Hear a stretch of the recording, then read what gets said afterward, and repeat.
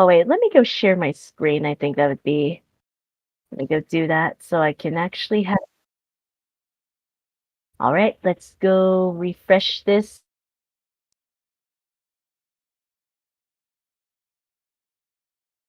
All right, let's go. Okay, looks like we are live.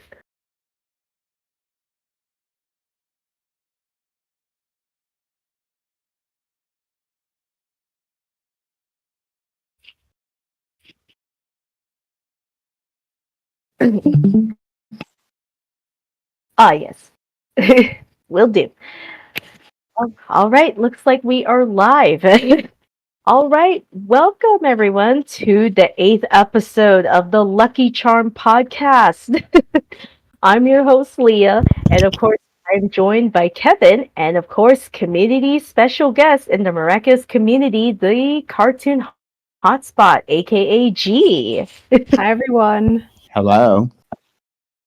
And what we are going to be doing is we are going to be doing the Miraculous Ladybug Awakening movie review. This will be very similar to the Team Serenity one, where we reviewed the Sonic Movie 3, which we will have 12 segments of basically what we will comment on that they did in the film. So let's get started, shall we? All right, so the first segment is Miraculous Characterizations. All right, who wants to start about the movie characterizations of these characters? I'll start first. I think they did it so much better than the series. I like how they actually explored their origin stories in this one. Mm-hmm. Yeah, I completely agree with you on there, Kevin. I actually prefer the Miraculous movie characterization more than the series, and that's not to say the characterizations in the series are like terrible. They do have their flaws here and there, but I felt like the characterizations in the movie were way more nuanced and explored like a different side of the character that we don't really see in the series. So, like, with Marinette, no, wait, let's start with Adrien first, because I feel like Adrien's much more interesting to talk about with this specific example. With Adrien, we get shown like a different side to Adrien's character and in different circumstances, and I think that it's really great that the writers of this movie understood that different circumstances produce different characters. In this case, Adrien was allowed to, go out. He was quite free, whereas in the show he's very much contained in the four corners of his mansion or 700 corners of his mansion, and so that produced like a completely different like aspect of his character in the movie. With Marinette, she was characterized as much more socially anxious, much more reserved, less, goofy. And that's not to say like her goofy side in the series is a bad thing, but I think in the movie, it's not necessarily explained explicitly in the movie, but in the deleted scenes, which I think the Miraculous Instagram account posted or something a couple months ago. In the deleted scenes, it's actually shown that Marinette was very much new to Paris. Whereas in the show, she's always lived in Paris. So I think that was a very interesting aspect to her character, which explains why she was very socially anxious, very shy, more of an introvert rather than an extrovert, in which we see in the series. Mm-hmm. Absolutely. Like, I think you also gotta love Alia. I love her characterization in the movie as well as Nino. Like, I think Nino made me laugh in that deleted scene where Marinette and Adrien were talking, and then you just see Nino just admirably, like, from afar. Adrien Agreste? Marinette du Penchang? I gotta meet him.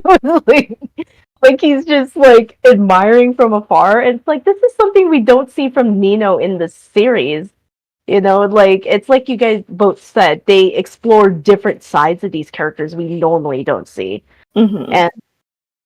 And I have to say, Chloe is portrayed a lot better in the movie. Like, I agree.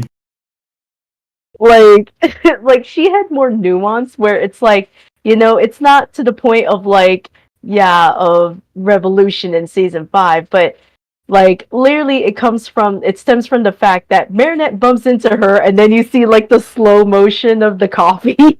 and then she's like ready to beat up Marinette there, and then she just sees Alia. Oh, don't worry, keep going. And then she stops herself. Like, but yeah, I have to admit I like Chloe much better in the movie. She, even though she's portrayed as a typical bully, but it's not too extreme. It's kind of how normally a bully behaves. It's not exaggerated or anything where we have to hate her.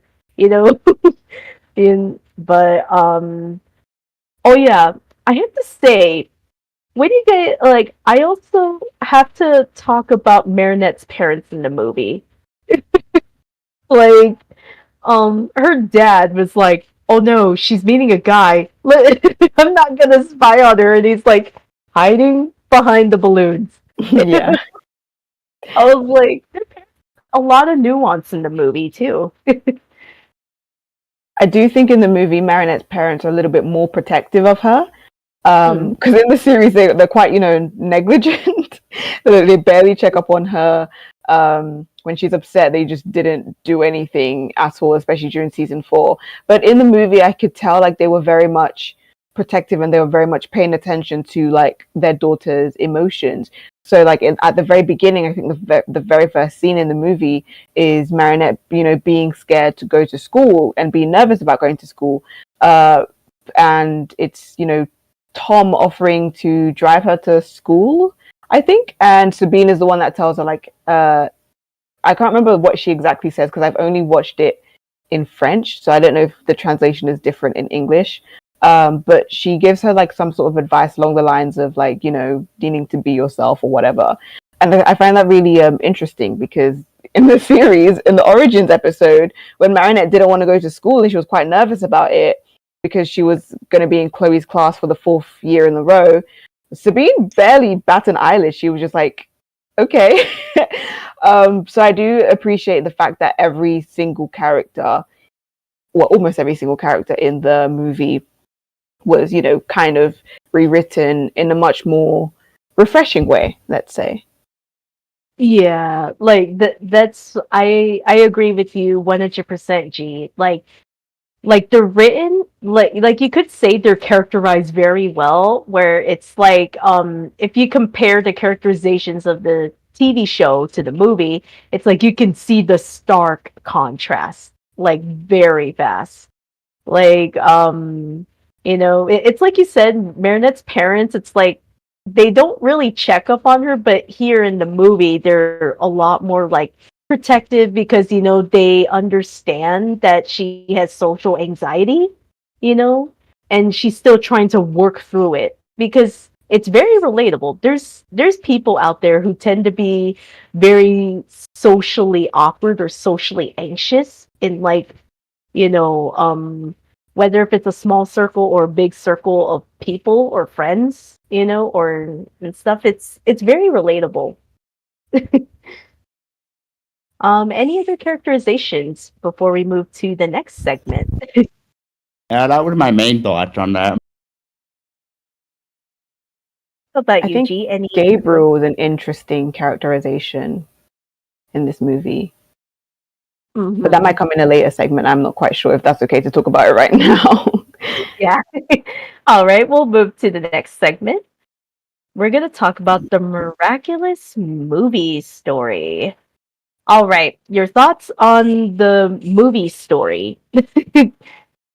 I love how they explored the origins of the characters in this, and I think they did it very well, in my personal opinion. How they met, how they became their superhero form, all that. Mm-hmm. I think what's interesting is that we get narration by Master Fu, which of course we never. I don't think we ever got that in the TV show. Well, correct me if I'm wrong, but he actually kind of explains. Oh, these two miraculous. They, and it's kind of like, oh, it's a coming of age story of these two heroes coming together, you know. And I think it's like, I think the story is a lot more compelling because what, like, one of my good friends died, Dr. Kelp. He actually said that the movie was actually Jeremy Zag's original vision of what the show was supposed to be. So, and I think the execution of the story is a lot better in the movie too. Yeah, no, I agree as well. I think the characterization, the Miraculous movie story is a lot more compelling. I would say I still prefer the lore system from the series, but I do like the origin story of the movie a lot more. And you're right in saying that Master Fu has never narrated Miraculous Ladybug like at all, not even for the origins episode. So it was very interesting to hear how he, narrated the beginning. Him talking about the ladybug and the black cat miraculous. Again, I don't exactly remember what he says, so correct me if I'm wrong. But I think at the beginning he was like, for centuries, the black cat and the ladybug holder like never gotten along or something like that. I don't remember, but I don't know why I'm like thinking of that. But anyways, I think it was very interesting.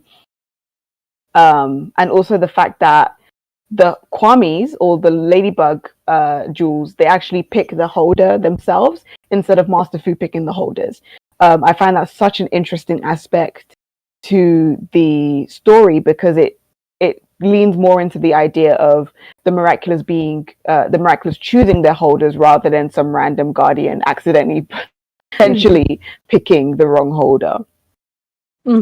Absolutely. Like, yeah, like I like that change because it's refreshing. It's like, because I know in like once Marinette kind of like gets chosen, she goes into like a musical number, which we will discuss later. But like Tiki was like in song, literally like saying, "Oh, I think I've been doing this for centuries, and stuff, and I picked the right ladybug in you." So it could be that I'm not sure. It's, you could say it's very ambiguous if Kwamis are able to sense these quality traits, when picking a holder, if you know what I mean. Mm. Because like it really got me thinking when I rewatched the movie, so I have more nuance about what we were going to discuss. And it's like, okay, so we get that in the movie verse, they the actual jewels end up going to Adrien and Marinette, respectively, because they were chosen. But it's like, how, like, does the jewels have like some sort of ability to sense these like traits that they are looking for? So it really got me thinking about that. I think it's much more inferable with Marinette's case rather than with Adrien's case, because I do feel like, and this is a downside to the movie, we don't see why Adrien was picked. He just turns up with Plague on a random day and we know he's the black cat holder. But with Marinette, we actually see the process of Marinette getting picked. It's still sort of the same process as in the series where she saves Master Fu, but I think in this case, because, and I think I get what you're trying to say as well with the Kwamis understanding the personalities of the holder. So with the context of what happened in the movie, what happened is that Marinette was running away from Chloe, but while she was running away from Chloe, she saw Master Fu in the middle of the road and he was about to get, run over. But instead of, like every other person that didn't bother to stop by and help Master Fu, Marinette could have easily chosen to keep running away from Chloe or save Master Fu. And she chose to save Master Fu despite the fact that she was running away from Chloe. So I think the Jewel or Tiki picked up on that. Like Marinette put aside her own personal benefits or her own personal interests for like a few seconds in order to save Master Fu, and she recognized that heroic quality, and that is a massive heroic quality. And she says it as well, like I think it's in the song or somewhere else she mentions it. I really can't remember. But she mentions that the things that Marinette has gone through, her struggles, her fears, make her so suited for the Ladybug Miraculous. So it's like she's not perfect. She's not Ladybug because she's perfect. She's more so perfect because she's perfect for the Miraculous Jewel because she's human, if that makes sense. And I think I like that nuance. But again, with Adrien, we don't really see that because I think he gets his jewel like after his song when he was like sad. I don't know if it's in the English dub because I do know in the premiere the song Adrien's song was included, but on Netflix or something it was removed. So I don't remember if like you guys have seen Adrien's like little song. But then suddenly a cat just turns up in Adrien's room and then he has the Miraculous. And I feel like they could have put a little bit more effort in establishing why Adrien was fit to be the black cat holder. Yeah. You are definitely right, G, that I heard about their Adrien song, but it was removed for the Netflix version for we don't know the reason. But but yeah, because it's kind of like they do show Marinette, you know, like you said, she showed the quality of like, okay, like you know, she could have just chose not to help him, you know, just like everybody else on the street, you know. But she actually took like a few seconds to at least save his life, you know, even though Chloe literally had it out for her. like my gosh. But yeah, with Adrien, it's kind of like I wish we got some context, you know. But you know, it is what it is. Honestly, you win some, you lose some. Yeah, exactly. How about you, Kevin? Yeah, so I was saying earlier, like I love how they explored their origin stories, and it's always good when they go like in more. If you wow, I can't speak here. When they go more into detail into the character's backstory, and especially we get to see why Gabriel turned into Hawkmoth, and you know what he's really after, and all that. Especially the reveal at the end with his wife. Mm-hmm. Yeah, for sure. Like, how would you rate the movie story from 1 to 10? I would say an 8. Like nothing's ever gonna be perfect, but it's definitely up there. Yeah. Yeah, I definitely agree. I would say an 8. You know, it's like it has its flaws. You know, we literally just talked about they didn't really show why Adrien was chosen, you know, for the cat, right? Because we only seen like Marinette's side of how she ended up getting chosen. So, there's a bit of things that they left out. So, so definitely an 8. How about you, G? Honestly, I'd give it an 8 as well for the exact same reasons that both you and Kevin just stated right now. I think, like you said, no movie is ever going to be perfect. And if we're strictly just talking about the protagonist, then I think in terms of that, then they nailed it with the whole like lore system, the world building, etc. Master Fu, how Ladybug came to be. But yeah, I give it an 8 out of 10. Nice. All right, let's go to the next segment. We are going to be talking about, more in depth about Marinette's characterization, which I put Marinette the shy girl. Her characterization, my gosh, it's so relatable. Like, I have to say, I love her characterization in the movie more than the TV show. Because Oh, go ahead. I was gonna say, I wholeheartedly agree on that. like she doesn't have the weird, creepy, stalkery behavior that we know her in the TV show. Like she's actually very shy. Like she's very socially anxious. Like I know I'm not sure if you saw the other deleted scene, G, that that Netflix revealed that like before she went to school, like she's like, I have to go to school, because she's socially anxious. And then you see her parents talking downstairs. And it's like, I made macaroons, and then you just see Sabine's like, she doesn't need to like do this to win to make friends. She's gonna think she's not gonna be able to do it by herself. um and I kind of like how Sabine was like a very great foil to Marinette's dad, because like it's pretty obvious that like her dad means well. He's like, you know what, I'll just drop you off at school. It's like, no, no, no. And then her mom is like, honey, I think something's burning. She decides to talk to her daughter. Yeah, I remember that. So like I wish they kept that deleted scene in there, because it added some very nuance. It's like, her mom's very understanding that her daughter's, socially anxious, and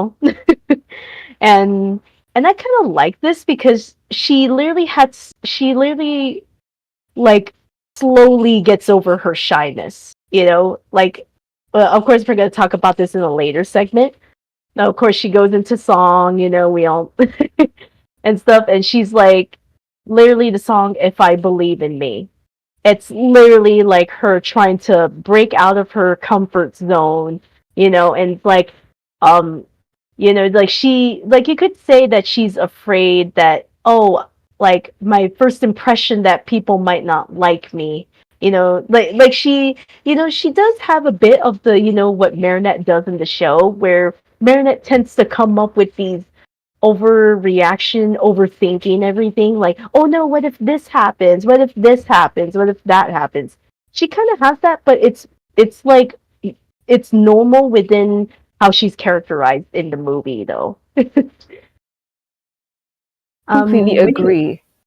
Mhm. Because in the show, like they take, and I get it's a show, it's a cartoon, especially a cartoon made in 2015. Sometimes they take like the little, characterizations, and then they try to exaggerate it so that kids and even adults can understand like the simplicity of it. So like with Marinette making convoluted plans, it's just an exaggeration for showing that she overthinks a lot.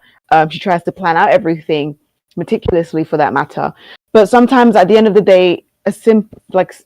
And I think the movie understands that, like, sometimes Marinette didn't have to be all elaborate. She didn't have to be all crazy. That's great in the series, don't get me wrong.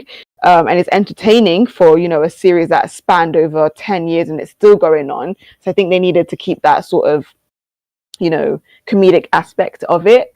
But in the movie, a short movie for that matter, 1 hour, 40 something minutes, I think they understood that they needed to condense it, and they found out that like just being simple is fine. The audience is going to understand it regardless. So Marinette, being the shy, socially anxious girl, she's less of an extrovert, because in the series she's an extrovert, but in the movie she comes off more as an introvert. I mean, she's still kind of extroverted once she steps out of her shell, but she's so much in her own head that she comes off as this really weird, this quiet, this reserved girl who doesn't really speak or anything, but has so much she needs to say. And I think it's like in one of her songs, I think it's Reaching Out or something, I can't remember. She talks about like feeling trapped within a prison or feeling trapped within a cage and wanting to be let out, and knowing she has the keys to be let out, but she just can't do that. And I know I just really find Marinette's like socially anxious like aspect a lot more interesting within the context that she just moved to Paris, because it's not in the context of the movie. The movie doesn't really show that. It's a deleted scene. And I wonder why they deleted that. I really don't. I mean, no, it's not a deleted scene, sorry. It's a deleted concept. But what the writers forgot to do was to remove that concept completely, because in one of the songs, in the English dub, Reaching Out, the very first line is, I dreamed of calling Paris home. And a lot of us were like, what do you mean? Like, Paris has always been your home. So like, what? But then when we got that released, when we got that deleted scene, can't speak today. When we got that deleted scene, the context was that she had just moved to Paris and has been struggling to make friends. And I wish they kept that. But overall, I really, really, really love Marinette's characterization in the movie. Absolutely. Like to me, they should have just kept that concept in, because that would make the song the first verse of that song, "Reaching Out," make a lot more sense. Because it's like you said, you kind of lose your audience. Like, what? Because I think like in I think yeah, in that concept, when they released it, they're like, oh yeah, Marinette just moved there, so like but yeah, like I think it's just more relatable that she's shy, because there's a lot of like teenagers that can really relate to her. Like, I know I can relate because I was pretty shy back in the day. Mm-hmm. And it wasn't to the point where I was Marinette, where I'm like overthinking, oh no, if I do this they might hate me. No. It was more like oh, I just want to be sure, I want to make a good first impression. Like, if you know what I mean, because as you get older, you realize you are not going to get everyone to like you. It's just the reality, but um but I kind of like how she's like, she slowly starts to come out of it, like, because you could say her being chosen is like both a blessing and a curse. Where she's like, no, I don't want to be a superhero. Yeah, it's like, no, you chose the wrong person. But then, of course, later in the movie, when chaos does happen, she's kind of like the hero that she's been like repressing. She's like, okay, I need to do something. I need to take action. So, her characterization in the movie is just phenomenal, because I related to her and I understood her social anxiety. I was shy too, so I understood where she was coming from. I agree. How about you, Kevin? What did you think of Marinette's she's like socially anxious, and the fact that she was shy? Yeah, I can relate to that as well because, like you, Leah, I was very shy when I was a teenager. Like, and not to the point of like super socially anxious as Marinette, but just a massive introvert. And I mean, I'm still an introvert in a way, but not as bad as it was then. And I honestly, I wish they kept that characterization in the series. Of course, I say this now, and of course, and then it wouldn't make sense to change the characterization, because then it would create like a huge plot hole going from the whole stocky behavior down back to this socially anxious behavior. Mm-hmm. Yeah, like, how about your experience, G? Is it something you can relate to Marinette with her characterization being shy and socially anxious? Yeah, for sure, especially in the aspect of, receiving that miraculous. And like you said, when she got the miraculous, it was both a blessing and a curse for her, but more of a blessing. I was actually really, really, really shy as a kid. But I guess certain circumstances have to kind of force you out of your shell. You literally have no other choice but to be not shy anymore, to be more extroverted. So like, I decided I wanted to study film and work in the film industry, which requires a lot of talking to people and networking with people. And honestly, you can't be shy for that. You can't be shy. You can't be a pushover for that. You have to be quite extroverted. Not to say that you can't be introverted, but you have to be willing to talk to people. And if you're shy, you're going to miss out on a lot of opportunities. Even something as starting a YouTube channel as well has kind of forced me to not be shy. Because if I'm shy, I will not have the courage to talk in front of a camera every single day to like thousands of people on the internet. So I really do relate with Marinette on that case, because she was just living her normal life despite the fact that she was not really quite satisfied with it, and she wasn't really willing to do anything about it. And so receiving the Ladybug Miraculous, being forced to be responsible for the safety of millions of people living in Paris, that kind of brought out something within her that she's kind of always had, but never really had the circumstances to cultivate it. And I like to say that we all have whatever we desire. So if you want to be more extroverted, we all have that capability of being extroverted within us. We just need the right circumstances to kind of bring that out. It doesn't come out of nowhere. Absolutely. Like it could be, also in that moment that like Tiki in a way, like the jewels, going back to the ladybug earrings, like choosing Marinette, maybe it's to also help her, gain that confidence to break out of her comfort zone, out of that shell. So that way she, it's to help build her confidence. It's like, okay, this person actually has the potential, but they just need that push, if you know what I mean. Like that's kind of how now that we're like discussing about it, I'm like, I kind of feel like that's what like it felt the potential when she saved Master Fu. So it's like, okay, giving her the miraculous of the ladybug, it will help her push her to get that confidence to break out of her shell. And of course we see that, that progression where, she slowly started, she made a friend with Alia, and hanging out with Nino and Adrien, at was it a carnival or a fair? Yeah, it was a fair. And stuff. So we slowly see her, breaking out of her comfort zone and actually, gaining that confidence. So without her getting that miraculous, it actually pushed her to like, I think it probably felt the potential that if I just push her, give her that extra push that she needs, then she can fully embrace her potential, and that's kind of how I saw it. No, I completely agree with you. Yeah, because realistically, in real life, if you have like an introverted friend and they want to make, say for example, they want to make friends with people, and then they just don't know how because they're so introverted, and they just don't know how to start a conversation.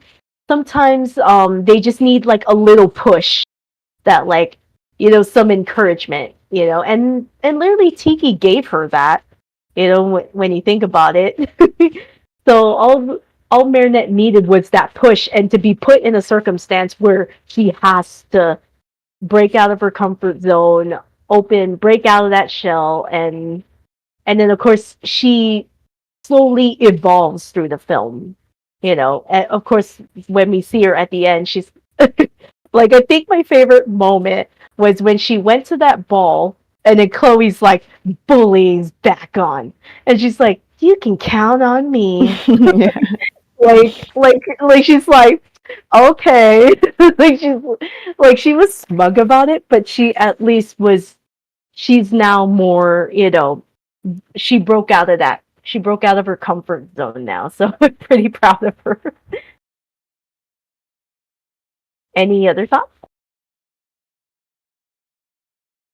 No, I think we kind of hit every nail on the head with Marinette, the shy girl. All right, so let's go to the next segment.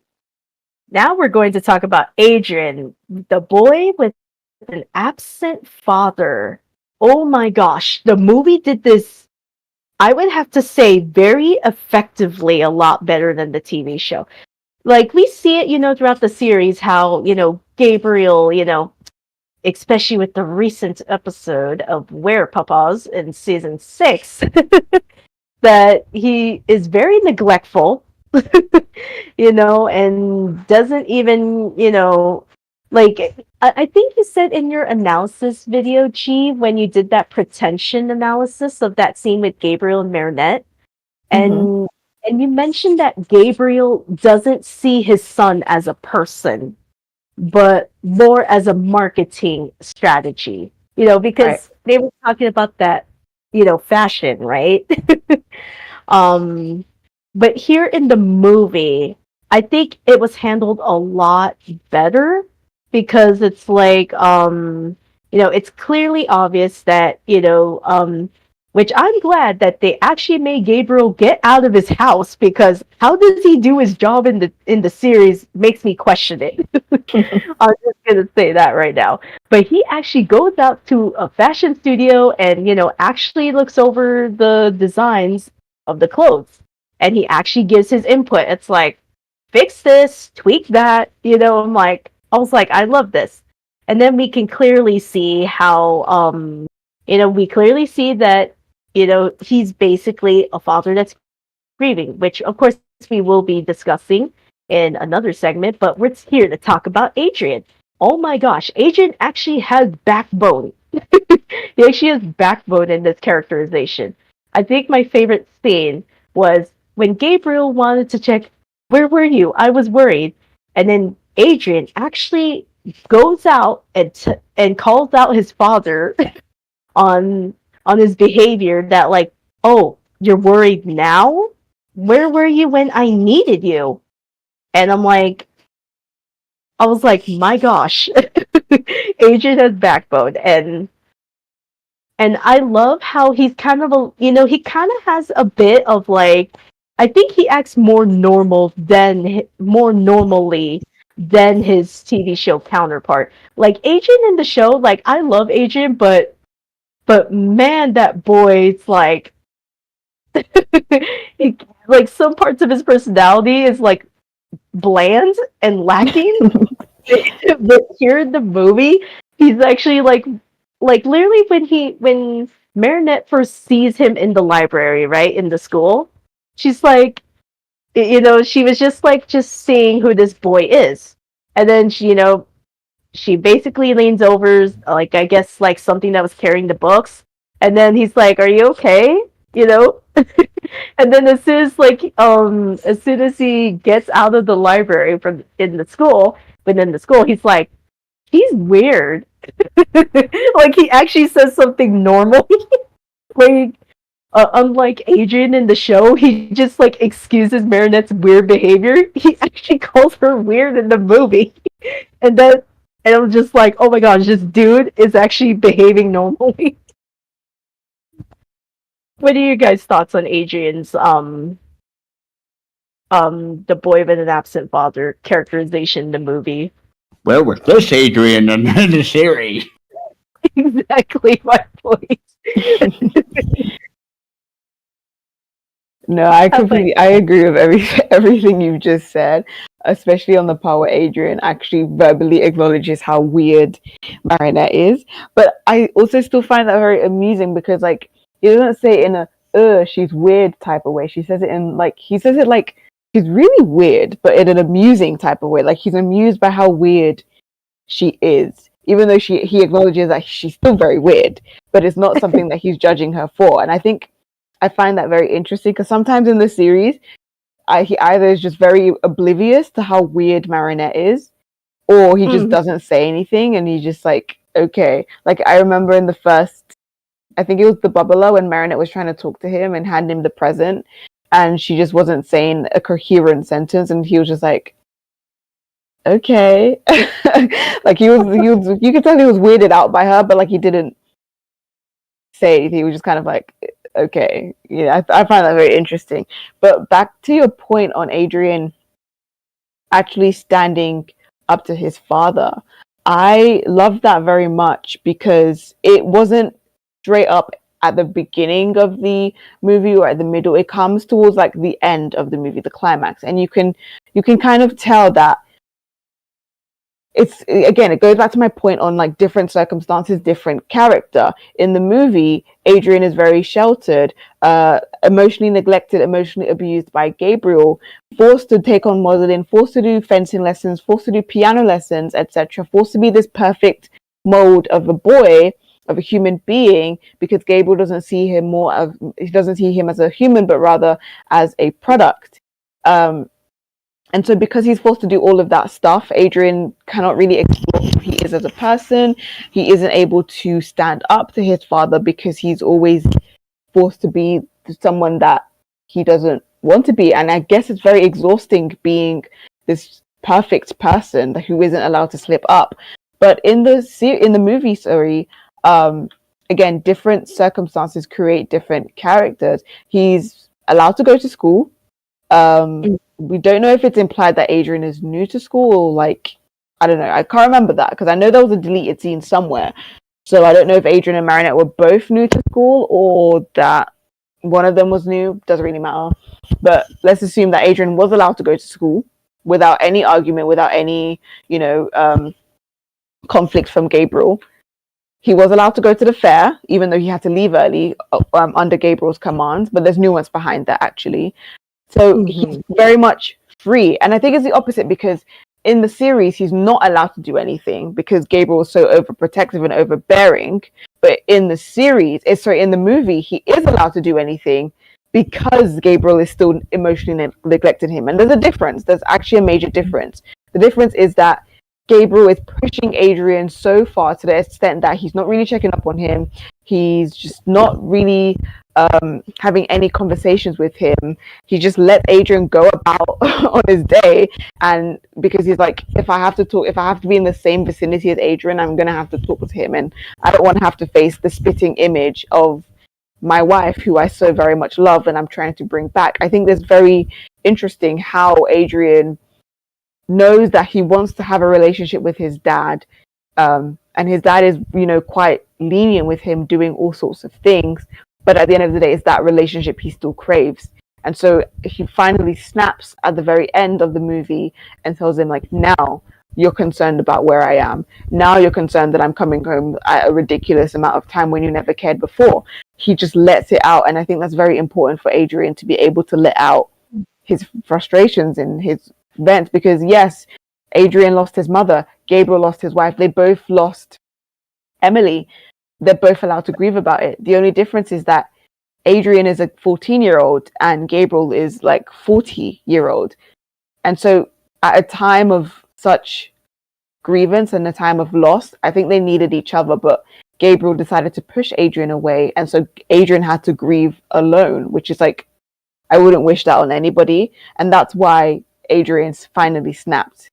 It was a culmination of things, a culmination of rage, anger, hurt, you name it. Exactly. Like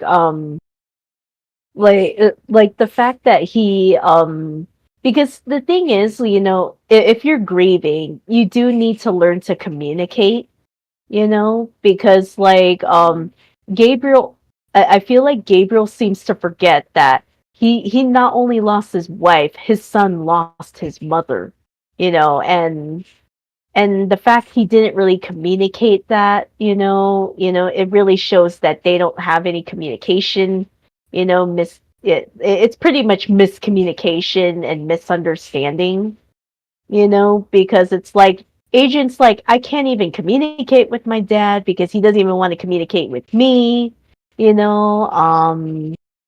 it just adds that layer, I think they executed it a lot better in the movie, because like at some point, like I said, every time I see Adrien, like whenever he tries to communicate with his dad, it's like his dad just dismisses him in the show.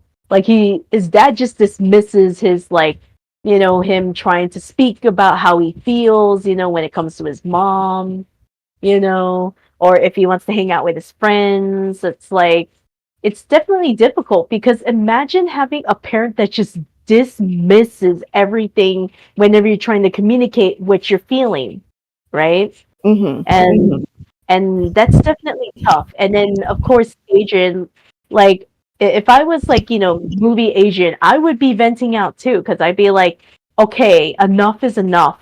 He had to literally let it out, because it's like, you haven't even been communicating with me, and I feel, Adrien's like anger and frustration was very justifiable in the movie. Yeah, no, I completely agree with you. Yeah, I agree as well. And just in general, it really is just like a matter of time until till that all that emotion just builds and builds, and then it all comes crashing down. I think anybody who's ever been through that can relate. Mm-hmm. Because, like, we humans, we all have a breaking point, you know? Like, because we're all human, we want to vent out our feelings, whether if it's like frustration or anger, joy, happy, we need to vent out in some way, even especially when you're dealing with the emotionally, you could say emotionally neglectful father, because he's technically both. Like, because I know I've heard the term emotionally unavailable, but I would like to combine emotionally unavailable / neglectful, because that's what Gabriel was doing in the movie. Well, he was doing that in both the TV show and the movie, but the movie really hammers it home that, like, Adrien and Gabriel are just, like, you could say they're like strangers in the same house or something. Um, but yeah, that's my thoughts on it. No, you're completely right about emotionally unavailable and emotionally neglectful as well. I think in the movie he leans more to emotionally unavailable, whereas in the series he leans more to emotionally neglectful and even to the point of emotionally abusive as well. Whereas I feel like in the movie they kind of removed the entire abusive nature of Gabriel to Adrien, and I found that an interesting choice as to why they removed that. And I think it's because if they kept that in, the end scene of the movie, where Adrien and Gabriel, find out that Adrien's kind of war and Gabriel is Hawkmoth, I think that would have come across as a bit weird, if that makes sense. It's like, because in the confrontation, it was barely a confrontation, it was barely a fight. They actually just have a talk, and I think that was very, I love the fact that they didn't really fight. At the end, they literally just stand there and talk about their feelings, talk about why Gabriel decided to become Hawkmoth, talk about Adrien's feelings towards losing his mom. They just have a conversation between father and son. But if Gabriel was emotionally abusive, like in the series, that talk would come across as Adrien, like coddling an abuser, and you never really want to send that message that Adrien's responsible for making his abuser and teaching his abuser what's right and what's wrong, and you get what I'm trying to say, right? But I think it was very interesting that the writers decided to remove at least segments of emotionally abusive elements of Gabriel's character. I'm not saying that he isn't emotionally abusive. He is in a slightest way, but it's not as exaggerated and it's not as full out in the series, because like we said, the series he molds Adrien into this perfect person. He forces him to do that. He keeps him locked up in the mansion, which is far from healthy. But in the movie, sorry, I keep getting them mixed up. In the movie, he's not emotionally abusive, simply because he just doesn't. He'd prefer to be emotionally neglectful, by not really checking in on his son, and I find that very interesting.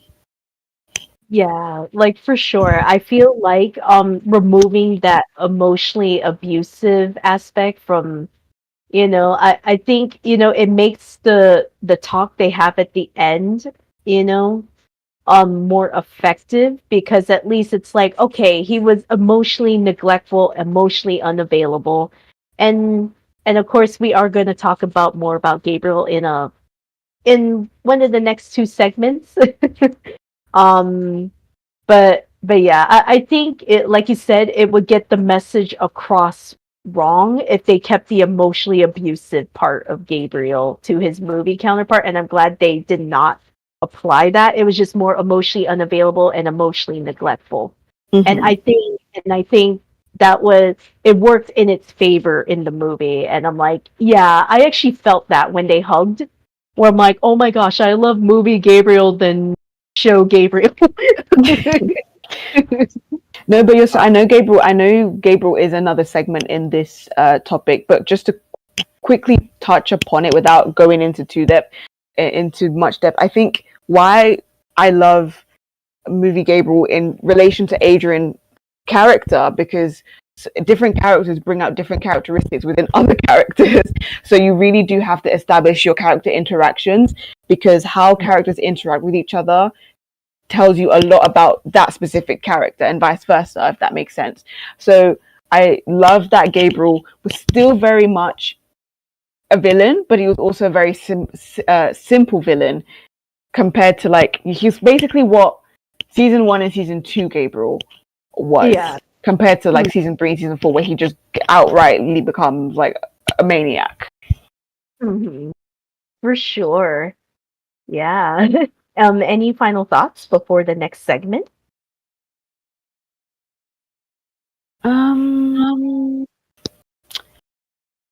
Because we didn't see how Adrien became Cat Noir and why he was chosen, I'm curious to actually know, why do you think he was specifically chosen? I mean, we're just gonna like assume the reason with very, very little context, but I've always wondered, like, we know why Marinette was chosen in the movie, but maybe we could try piece together, or at least theorize how we would have written why Adrien was chosen, because I think that's Cat Noir is a big part of Adrien's character. And I think it's very important to kind of, figure out why he was chosen as the Black Cat holder in the movie specifically. Maybe. Maybe, how I talked about earlier about, how, when Marinette saved Master Fu from the car in the movie, maybe it could have been that Plague might have picked up on qualities, where Adrien has the potential to, it's probably a potential to improve himself as a person, maybe. Because we clearly see that Adrien is like, emotionally neglected, a father that's just not around. His mother is like, I guess we're just gonna say, quote unquote, like she's dead in the movie. Like, it's not clear, because in the show they kept saying she was in a coma. I'm not sure if that's the case in the movie, but I would say maybe Plague might have picked up on, here's the potential of, he can actually overcome his issues, maybe. Because maybe it's probably a parallel to Marinette, that maybe Plague might have felt this potential, that if I give him the push in the right direction, maybe he'll be able to improve, and learn to overcome his issues. Just like Marinette, Tiki is clearly the one that's giving the encouragement to Marinette, that like, hey, it's like, you can be a better you. Meanwhile, with Plague, it's like I said, he probably might have felt the potential. It's like, I could probably help him with this. That's just my thoughts. That actually makes a lot of sense as well. But quickly, just to touch upon the fact that they mentioned in the series that Emily's in a coma. Honestly, I don't like that. I don't know why they keep mentioning that. For whatever reason, I think Emily is just dead, like passed away completely. Dead, just how like Natalie died in season 5. Like, Natalie fully just died on screen in season 5. Emily, I think she died, but Gabriel's just preserving her body, so it seems like she's in a coma, and all he's being delusional about the fact that she's in a coma, but she's like clinically dead. It's the same way how I didn't really like in the English dub, they say that Emily disappeared and Gabriel and Emily disappeared. I think that's just because of like censoring rights, or like rights within a kid's show, etc. But we know why Adrien, well, sort of was picked in the series. It was more so to do with the fact that Adrien is a very sensitive, and he understands the severity of holding such a destructive power known as the Black Cat Miraculous, the power of literal destruction. It can't just be handed to anybody willy-nilly. It takes somebody who is emotionally intelligent, but also like just intelligent in general, and that's why Adrien is the black cat holder. I think with the movie, and it's very hard to kind of theorize why he was picked, why Plag was specifically attracted to Adrien, because again, he just Plag just turns up to Adrien's house, and then that's it. Like we just get nothing from that. I think I'm gonna also like go with what you kind of implied as well, that Plag saw the potential, and I guess Adrien understands what it means to lose somebody. And so when you've experienced something so traumatic at such a young age, it makes you a lot more emotionally in tune with different things. You're forced to kind of grow up a little quicker. And so I guess Adrien would also understand the severity of holding such a powerful force, known as the power of destruction. So yeah, I guess so. I don't know. Yeah. Any other thoughts, Kevin? I always had this theory, like it seemed to kind of force Adrien to be like something he always aspired to be too, especially given the situation between him and his father. Would you agree with that? Yeah. Yeah, definitely, for sure. Like I said, I kind of felt like maybe Plag felt like, oh, maybe if I give him the push in the right direction, he'll be able to overcome his issues. So, but very interesting discussion we had about Adrien in the movie. All right, so let's go to the next segment. Parallels of Marinette and Adrien, two sides of the same coin. Oh my gosh. What I mean by this is that if you notice in the movie, you know how like there's two types of behaviors that teenagers, they call it a teen phase, a teenager phase. We have Marinette's side where she's like, socially anxious and shy, and then of course on the other side of that same coin is Adrien, where he's like where he's kind of like, you could say he doesn't really talk to many people. Like, I wouldn't say he's socially awkward or anything like that. He's kind of like, he kind of gives off like the lone wolf type thing. Yeah. But they pretty much represent two sides of the same coin of like being in what being a teenager means. Because all three of us, we've all been through that teenager phase, and I have to say both of them, like, they actually do a pretty good job. Like the people who created this movie did a pretty good job capturing typical teenage behavior. Like, because at some point in our life, when we were like in high school, we can tell who are the lone wolves, right? The people that just prefer to be by themselves, and then of course we can also tell who are the shy people.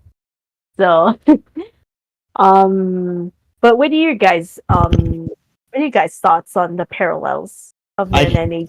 I swear, like they're made for each other and they complete each other. Mm-hmm. No, I completely agree with both of you. I like how in the movie, Adrien isn't portrayed as somebody that's desperate to make friends and desperate to get out of the four corners of his mansion because he's been locked up the entire time. Adrien just isn't very much interested in just talking to a lot of people. But again, it's him getting the Black Cat Miraculous, him being a hero, him meeting Ladybug, that kind of forced him to become a little bit more sociable, and that's okay. I mean, I guess because Adrien lost his mother and doesn't really talk to his father, he just learned to be on his own. Whereas in the in the series, he lost his mother, doesn't really talk to his father, but he's desperate to have that social interaction, to have that companionship with somebody else. it can go either way. And I'm glad that the movie recognized that it's not one way or another. It could be one way and this, or one way and that, etc. Like there's no way for somebody to kind of develop after they grieve, because grief comes in many forms. Grief changes people in many ways. Like I said, in the series, he loses his mum, and I guess you could also argue that he lost his dad the day his mum fell sick, and the day his mother died. He lost both parents, and so having been trapped in solitude all his life, he was kind of desperate to talk to people. And that's completely fine. Grief makes you interact. Grief makes you probably want to not be alone. Grief makes you want to talk to people, to just go out, even if you're not talking to anybody. You just don't want to be in the four corners of your house. That's completely fine. But on the other hand, the movie writers recognize that grief could also take a different route. It could take the route where you decide to just keep to yourself and not bother anybody, and just drown out your emotions through listening to music every day, which is why Adrien has his earphones 24/7 and doesn't really want to be disturbed. And I find that very interesting, that Adrien and Marinette are two sides of the same coin, two I'm going to say socially inept kids, because socially anxious doesn't fit Adrien, but it fits Marinette. So socially inept, they're just unable to socially interact with other people normally because of their different circumstances. So that's why I'd agree that they are two sides of the same coin. Absolutely, yeah. Like you could say, like another thing that's very similar with Marinette and Adrien in the movie is that they literally, like, Marinette makes friends with Alia and Adrien makes friends with Nino. You know, that's like literally making friends with them actually made them at least come out of their shell more. You know, on both ends. Like, but meanwhile, you know, Nino just casually just goes up to Adrien. He's like, and stuff. But I think I love their interactions with Alia, Marinette, and then Nino and Adrien. It's like they're like literally Nino's like, you gotta make her laugh, and then Alia's like, boys pretend that they want to be funny. Like, and they're like going back and forth. I'm like, this is so funny. With basically both of the friends that they made actually both helped them open up. You know, from their from with Marinette, you know, she at least made a friend where it's like, hey, it's just like, oh yeah, it's like, you're cool, you know.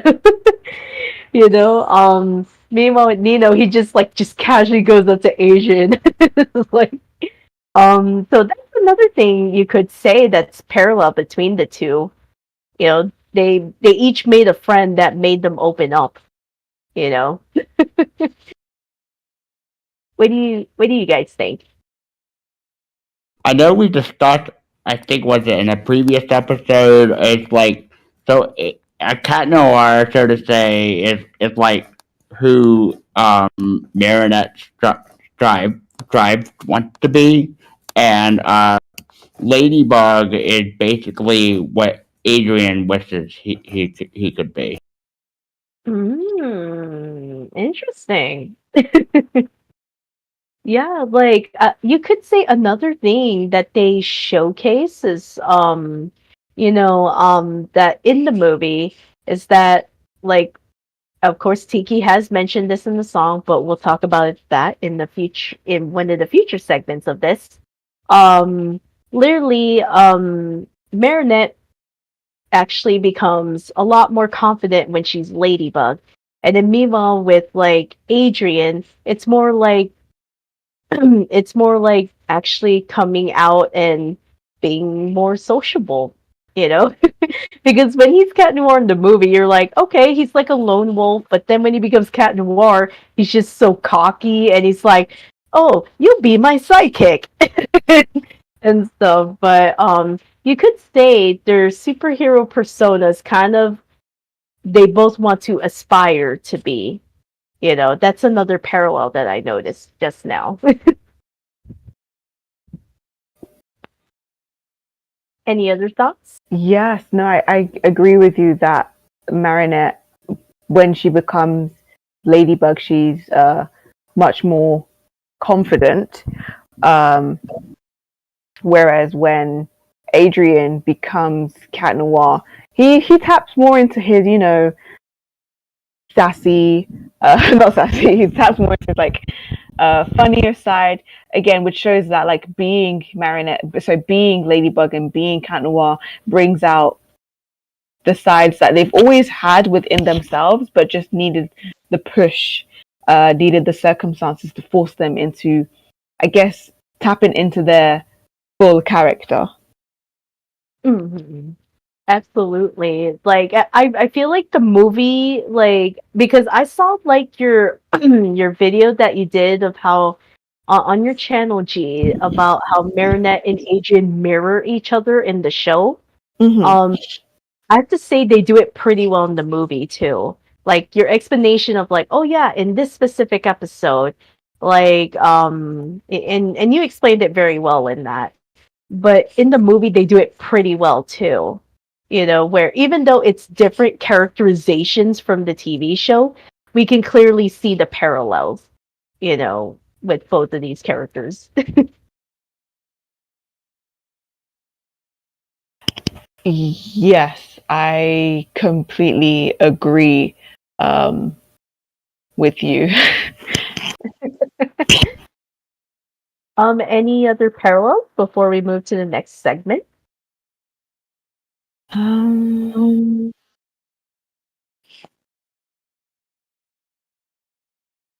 Okay, what are the different parallels in the movie? I'm trying to think from like the top of my head. I guess you could argue a parallel could be well, we don't see this actually happening, but we're gonna assume that it happened. A parallel could be that Adrien was picked to be the black cat holder and was actually quite excited to be a holder, so he didn't really doubt himself whatsoever. Whereas in the movie as well, Marinette was picked and she was like, I can't do this, I'm not fit to be a hero. Let's just assume that Adrien was super excited to be the black cat holder, just like he was in the series. I'm just going to assume he was, because I don't think it's likely for Adrien to kind of not be excited, even if he is characterized a little bit differently in the movie. I think he'd still be pretty excited to be a superhero, given his circumstances in the movie.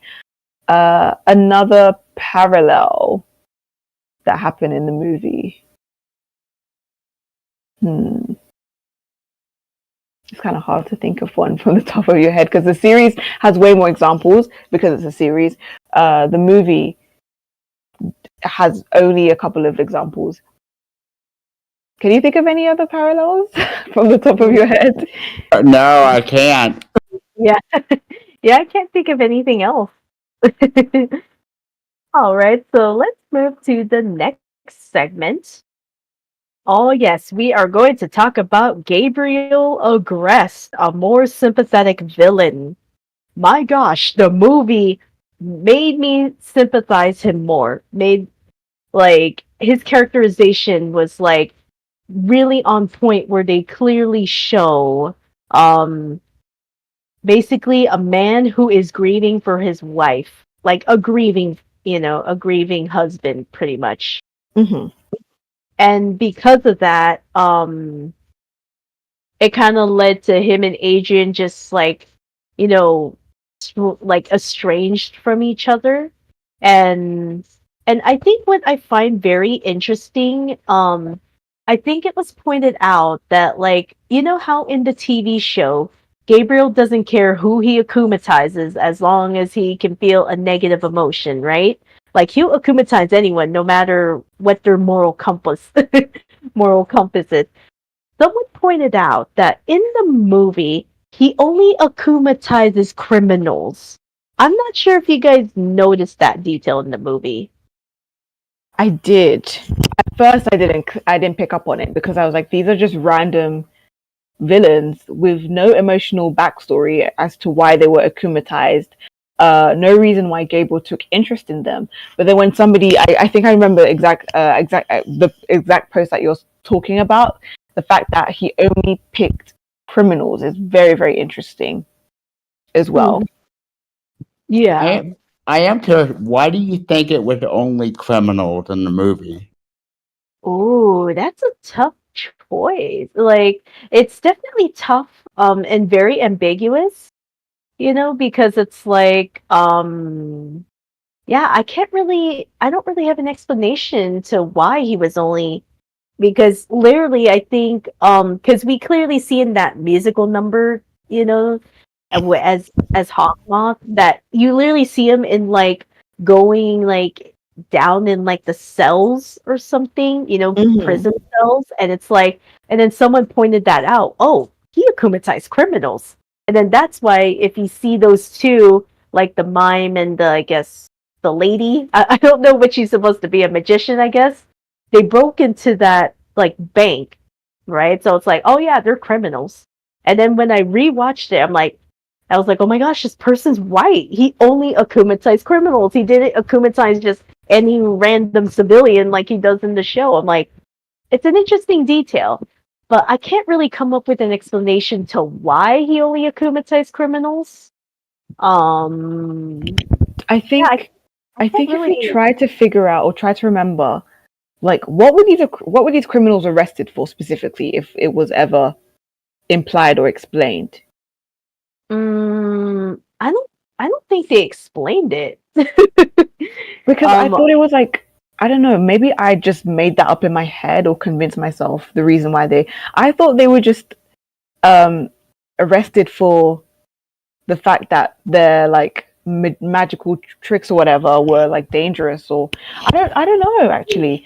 But if we're going to assume that, I guess the reason, theory again, as to why Gabriel only akumatized those specific villains, I think he recognized that, and they're probably very dangerous in civilian form, and so an akumatized form would amplify that. I guess I don't know. I don't really like the fact that it's never explained as to why he only picked criminals. I do think that definitely needed to be explained, because I think the butterfly miraculous in itself is very interesting. The whole aspect of tapping into somebody's emotion and exploiting that is very, I think it's one of the core aspects of the show and what makes the entire premise of the series and the movie as nuanced as it is. So not really explaining why Gabriel took an interest in that villain as opposed to somebody else. Because if we remember, there are millions of people in Paris.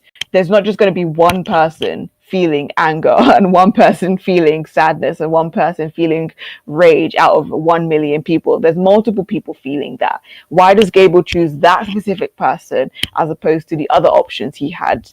Maybe their emotions were stronger, maybe their reasoning, maybe their motives are stronger. And so a stronger motive, a stronger emotion causes more havoc, perhaps, and a likelihood of actually winning and gaining Ladybug and Cat Noir's Miraculous. So I'm gonna just assume, based off the little we have, that Gabriel decided to pick criminals because he wanted the most damage done.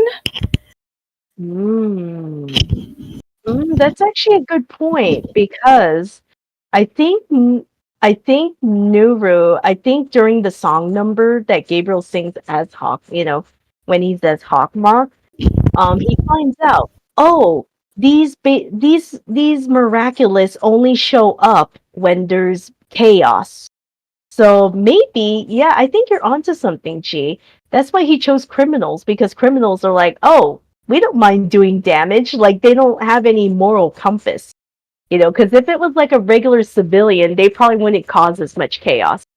That's just probably his way of thinking. Okay, if I akumatize criminals, they'll be able to make all the chaos, and then that will lure, Ladybug and Cat, or the Ladybug and Cat Miraculous is out in the open. And I think it makes a lot of sense now that you're explaining it, G. Very interesting. So, but I have to say my favorite scene with Gabriel, like, which makes him far superior to his TV show counterpart. In like, we're gonna talk about it more in one of the later segments, but I'm just gonna briefly talk about it. You know that moment where he was like beating up Cat Noir, and then as soon as he sees that's his son, he stops himself. He stops himself, and he's like, "Oh my gosh, I'm hurting my son." And then he actually had self control and stopped himself. And I'm just like, because you know how in the TV show we've seen where, you know, the what if episodes, if, you know, Gabriel found out his son was Cat Noir, you know, we got those what if episodes. Um, Gabriel did not care in the slightest when it came to Adrien's well being. But here in the movie, he stopped himself as soon as he saw as soon as he found out his son was Cat Noir, he stopped himself. He's like, "Oh my gosh, I'm hurting my son." Like he actually still had he still had some humanity in him, and I'm just like, that was the whole deal breaker for me. I'm like, okay, okay, I sympathize this guy. I commend him. He stopped himself. He had self control, and I'm like, far superior than TV show Gabriel. And I was applauding when he stopped himself. No, I agree as well. I love the fact that Gabriel is a more sympathetic villain, and it doesn't shy away from showing that Gabriel was wrong, but he also is very nuanced in the sense that we can feel bad for him. Whereas in the series, and I know I keep mentioning the series, but I think it's just very important to kind of see the difference between series and the movie.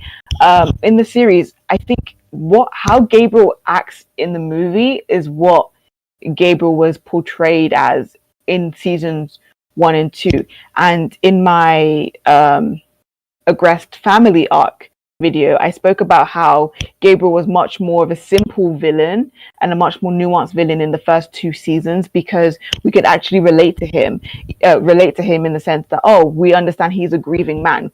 Beyond the layers, beyond the cartoonishly evil laugh, which I honestly don't think they should have had in the first place, because I think it just dumbs down his character and makes him a smooth brain, as Smarty Pants always mentions.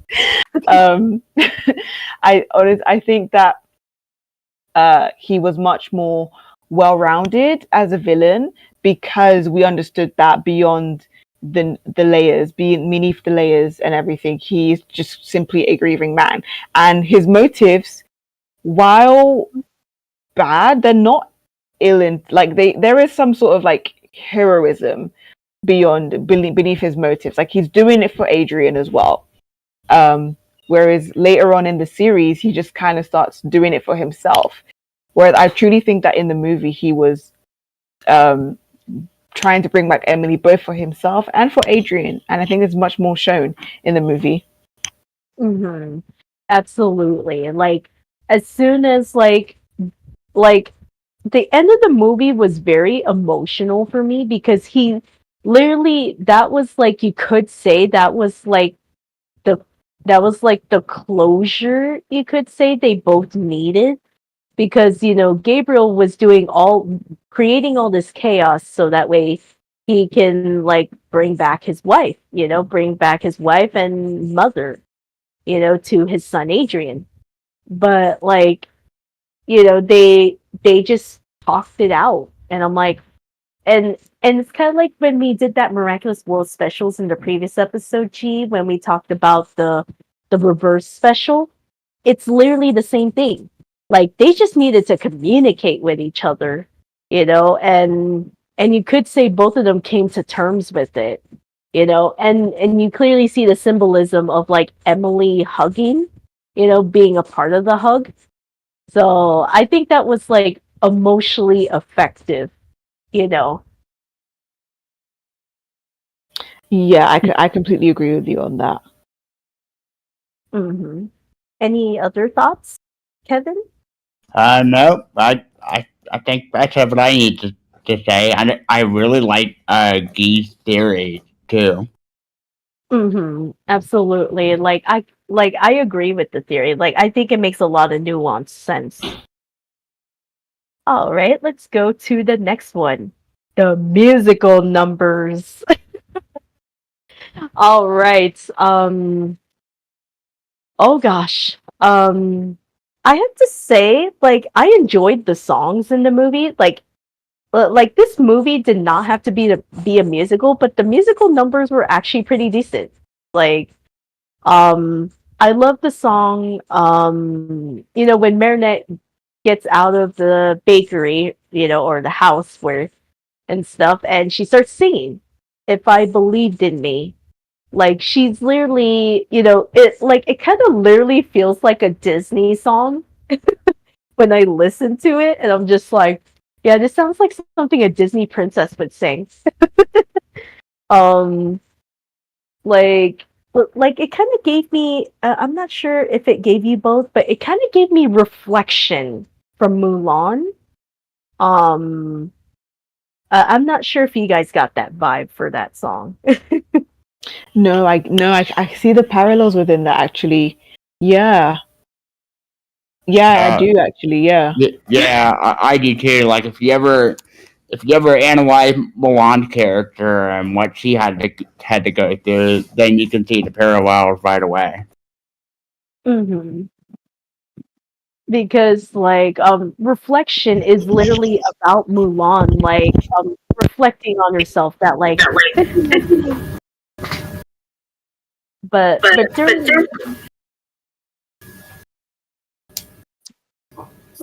oh but I think what was interesting is that what they did for this, it's like it just gave me reflection from Mulan vibes. Because Mulan has to reflect on, because in that part of the film she failed to be considered a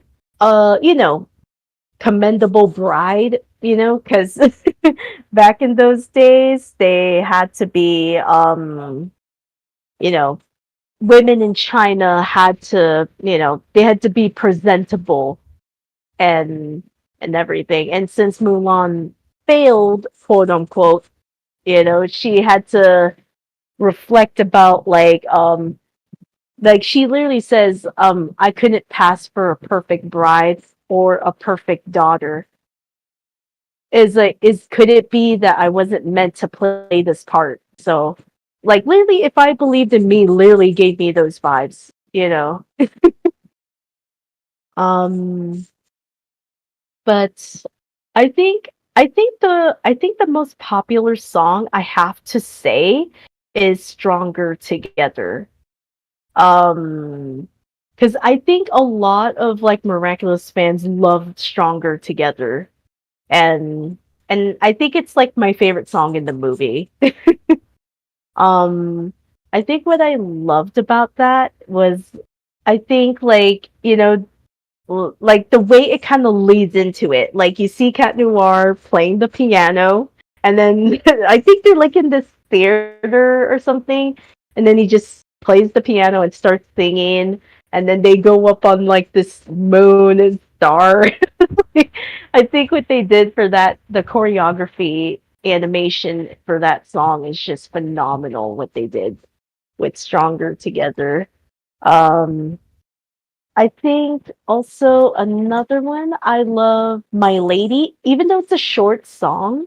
Like, like I really love the French music aspect in My Lady in that song. And then I would say also the other one, oh my gosh. Like, oh yeah, I think the one is You Are Ladybug. My gosh. Like, um, Mela Lee slayed that as Tiki. Like, I love the way Mela Lee, but the only issue that I have with the musical numbers is, why did they not have Christina Beasley? I have like friends that watch the movie and like they're not Miraculous fans, but they agree with those Miraculous fans that like, how come she goes from a high pitched voice to a deep voice for Marinette? Like that was and I said, and I told my non Miraculous fans friends, like, I was like, I know, I'm with you. It's very off-putting. But yeah. Um, I have to say, I think I also love Hawkmoth's song because I did not know Keith Silverstein can sing.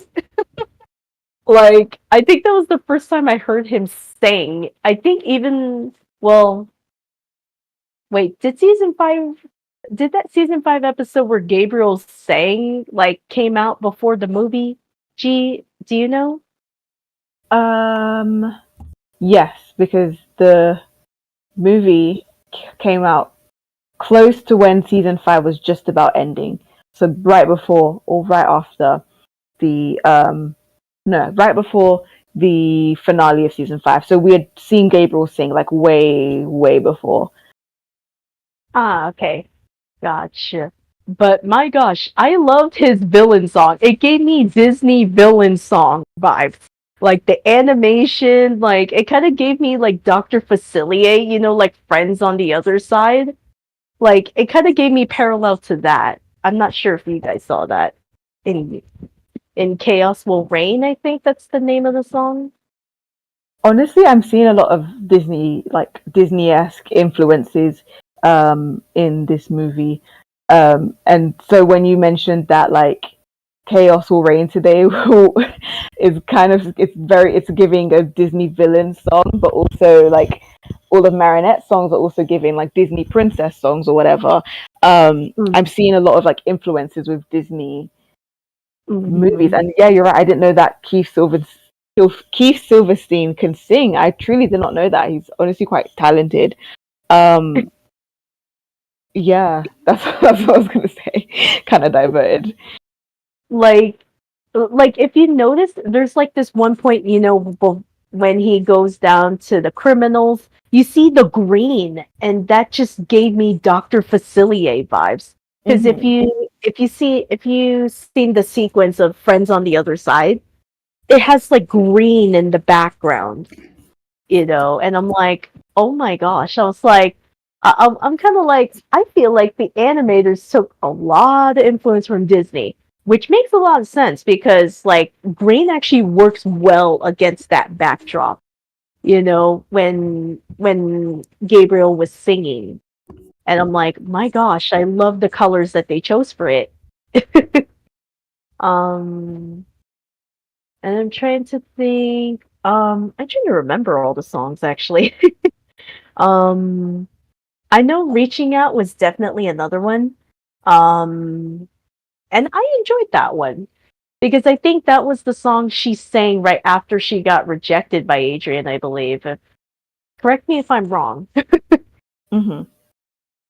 And we see that side where she's kind of like, oh, and she kind of goes into her like moody, like mellow, and she's sad because she's like, oh, the guy I wanted to ask out, like, because it's kind of funny because I think it kind of sounds similar to a Sadie Hawkins dance. I'm not sure if you heard of that, G, or if you have that in the UK. But Sadie Hawkins is literally the girl asking the boy out to the dance. So it's like a reverse thing. And I'm like, is this a Sadie Hawkins dance? I don't know if they have this in France, um but it kind of came off that way. But overall, I enjoyed the songs. Like the songs didn't really need to be there, but it did. Like it was very enjoyable to listen to them, though. Your guys' thoughts on the musical numbers? I picked up on what you said. The very first thing you said when we went onto this segment, that it didn't need to be a musical, but at the end of the day, the musical still ended up being really, really good. And it struck me because like I remember when it was first announced that the movie would be a musical, and everyone, like almost everyone actually, on social media, Miraculous Ladybug Twitter, Miraculous Ladybug, Tumblr, YouTube, you name the social media app. We were all like, "What? Why is it a musical? Does it need to be a musical? It's going to be so cringe." Blah blah blah. Like it was not met with a positive reaction, to say the least. But now that the movie's out, and it still feels the same watching it then when it was first released. It still feels the same watching it then as it feels now. I honestly feel like the musical numbers does the movie such a great service, in the sense that I like, and I think I remember watching either I think it was Jeremy Zag's interview, or he was like, it was like a, movie marketing video or whatever, behind the scenes of the movie. I think he mentioned that he wanted the musical numbers to also tell a story. And so if you remove the musical numbers, you're missing pretty much majority of the story. You're missing a lot of the nuance. You're missing a lot of the character, interactions. You're missing a lot of like key characterizations. And I love how like the musical numbers tell the story as well. They're part of the story. Like you mentioned, If I Believed in Me, that's Marinette wanting to break out of her shell, but not quite knowing how to do that. She has all these amazing ideas, but what's a great idea if you're not willing to kind of actually back it up with action? A dream is simply a dream if you don't have a goal, if you don't have the action to, make it a reality. Likewise with You Are Ladybug, the interaction between Tiki and Marinette was so great, because yes, you could have easily had that as a conversation between them, like they had in the Origins episode or something. But the fact that they're singing about it, and Marinette is like, Tiki's listing off all the reasons why Marinette is a great ladybug, and Marinette is rebuttaling all the reasons why she isn't fit to be Ladybug in such a great musical number. And then at the end, Tiki's like, nope, okay, I'm tired of you. I'm just going to transform for you, which is very interesting, by the way, the fact that the fact that the Kwamis can actually transform the holders against their will. But I would say my favorite musical number out of all of them would probably be Courage in Me, the number she does when she finally decides that she can't fight it anymore. She has to be Ladybug, and she chooses to be Ladybug. I love that song. I love the entire animation behind it. I love everything to do with that song, because it shows that Marinette has finally realized that she's not really left with much of a choice. And maybe, just maybe, this choice isn't so bad after all, that it will actually do her more good to step into this role, to become this person that she's always been destined to be. And the only person that's blocking her from being that person is herself. Sometimes your biggest enemy is yourself. I think that musical number was very important for Marinette's character, and very important in telling the story. It's like, that's when the movie officially shifted from part A to part B of the movie, where the first half was Marinette refusing the call to action. The second half was her taking that step and actually embracing her destiny. And then Reaching Out as well was a great musical number, because yes, Marinette actually took the step, but it's never going to be a straight line. It's never going to be a walk in the park. There are going to be some trips and some turns and whatever. And I think that's when Marinette starts thinking, was this a great choice? I'm confident now, but that confidence has led me to get rejected by Adrien. And I love how it's not just, the song doesn't just come about because she was rejected by Adrien. I felt like it came about because she felt like she had just hit a milestone, and then she's going 10 steps back. I think it was less about Adrien and more so about where she was in her journey. And so I really, really, really, really do love the musical numbers in this movie. I have a bias for Marinette's musical numbers, but all the songs in the movie are great. Absolutely. I think I kind of love how Tiki is very sassy in this version, because I like when to the end of You Are Ladybug, she's like, I'm about to kick your butt if you don't start to listen. I was like, snap, Kwame. like Tiki has some sass in that in that verse of that line. But Mela slayed that as Tiki. I was like, wow, Mela can sing as well.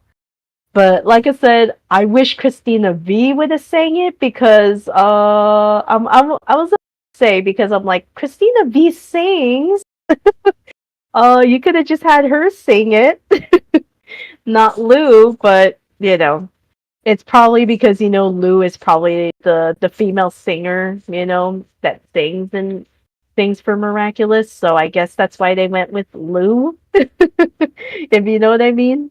Mm-hmm. But yeah, um, but Kevin, what are your thoughts on the musical numbers? I want to add on to something that Guy was saying. I think that did a very good job of portraying Marinette's character development, especially that song that transitioned from that part A to part B, as she had mentioned. So I think that did a very good job. Excuse me, that song itself did a very good job of transitioning from the previous part to that next part of her character arc, so to say. Hmm. Like for sure. I actually love what they did with the musical numbers. It's like you said, Jeremy Zag was pretty much trying to tell a story. And the musical numbers do that. Like we see the aspect of if I believed in me, Marinette trying to, um break out of her comfort zone and actually make friends. That was the whole point. She's like, and then of course reaching out is like another aspect she's trying to overcome because she just had the blow, dealt with the blow that Adrien just rejected. I don't know if they ever mentioned with this. I guess it's a masquerade ball because they wear masks. um but yeah, the musical numbers did their job. They told a story, and I think they did a pretty phenomenal job. I agree. All right, let's go to the next segment. The Miraculous Lore movie versus the TV lore. Oh my gosh, there's a lot to unpack in this one, but we'll try to keep it to at least maybe a few, so that way because we got other segments to get to. But um, I would say I have to say, like, if they had the lore from the TV show, but kept, the one that they built up in the movie, I think it would have made Miraculous more compelling, you know, in my opinion, because I love what they did in the movie where it's like, oh, the ladybug and cat Miraculouses never really got along, which is interesting because it's like, I think, it's kind of like an interesting dynamic they chose to do in the movie because I think what's interesting in the TV show is that I think it was episode Reunion. Correct me if I'm wrong, Chi, but I think that was the episode where Marinette talked to a previous holder of the Ladybug Miraculous. I think Joan of Arc, I guess. I think that was her name. Mm-hmm. And Marinette was contemplating, like she needed advice because she's like, oh, is it okay to be with the cat Miraculous holder? Because I guess there was like previous holders of the ladybug and cat, I guess, ended up falling in love, right? And I think they were like on the opposite sides of the war, I think. And then they both basically, what do you call it? What's the term? Like they decide to relinquish their Miraculous because they wanted to be together. But it's opposite in the movie where they don't get along. I think it's an interesting thing that they switched up for the movie. Yeah, no, I completely agree with you on there. Like, I wanted to specifically talk about that very first scene with the movie lore because it really stuck with me, and I'm going to try and find the transcript because Master Fu says something that was quite like interesting to me. So he says, I am Wang Fu, the guardian of the magical gems called the Miraculous. Hiding extraordinary powers over the centuries, the Miraculous have been granted to heroes to protect the world from evil. Among them, one is most feared, blah, blah, blah, blah. to stop this evil, two rival heroes. And that interested me so much because rival heroes is like, you don't just use the word rival lightly. You can't just misuse it. Like, rival is a big word. It has big implications. Two rival heroes must rise. United, these two heroes, these two miraculous possess the ultimate power, one even stronger than death. But could selfish hearts find their courage in time? And it goes back to like the whole stronger together thing, the fact that they're rival heroes. And it's implied that there was a mistake in the past, which is why I understand why you kind of brought up the entire Joan of Arc conversation from the season 5 episode. And I think the movie lore and the series lore are very interesting because it's the same lore, but they go about it in different ways. Like, Fu is the one that says it's rival heroes, but in that episode of season 5 where Joan of Arc is there, Joan of Arc and whoever the Black Cat holder was, they were rivals as well. But they realized that they were stronger together. So I think it's very interesting because the lore also ties into the character of Marinette and Adrien, and having to understand that they can't do it alone. The only reason why they can't do it alone, and they have to work together in order to defeat the butterfly holder. And I find that very interesting. Like, I think what's also of course the difference is that, you know, I know we've touched upon this earlier, that like in the movie the actual Miraculouses actually choose the holders themselves. Meanwhile, Master Fu in the TV show was the one that like decided to do a little test to see who would, you know, help him, you know, and then it's like, oh, okay, they're deemed worthy. I'll give them the Miraculous, you know, in the Origins episode. So it's like, I love that the movie like gives us that nuance, that difference, that yeah, the Miraculouses actually choose their holder. So, and I think it gives it more meaning. You know, if you could say if the Kwamis were the ones that chose, you know, choose their holder rather than like Master Fu just giving it to them, you know, and made a test for them. And stuff. I think what was it? And I kind of like how the jewelry actually, you know, because the Kwamis are in it, they kind of make the jewelry very sentient. And because I like how Master Fu's like, okay, you two, you better behave, and then they just like, nope. It was like, we ain't gonna listen to you, old man. like that part. It's like I can tell Master Fu just has like trouble with like keeping those two in check. It's the funniest thing ever.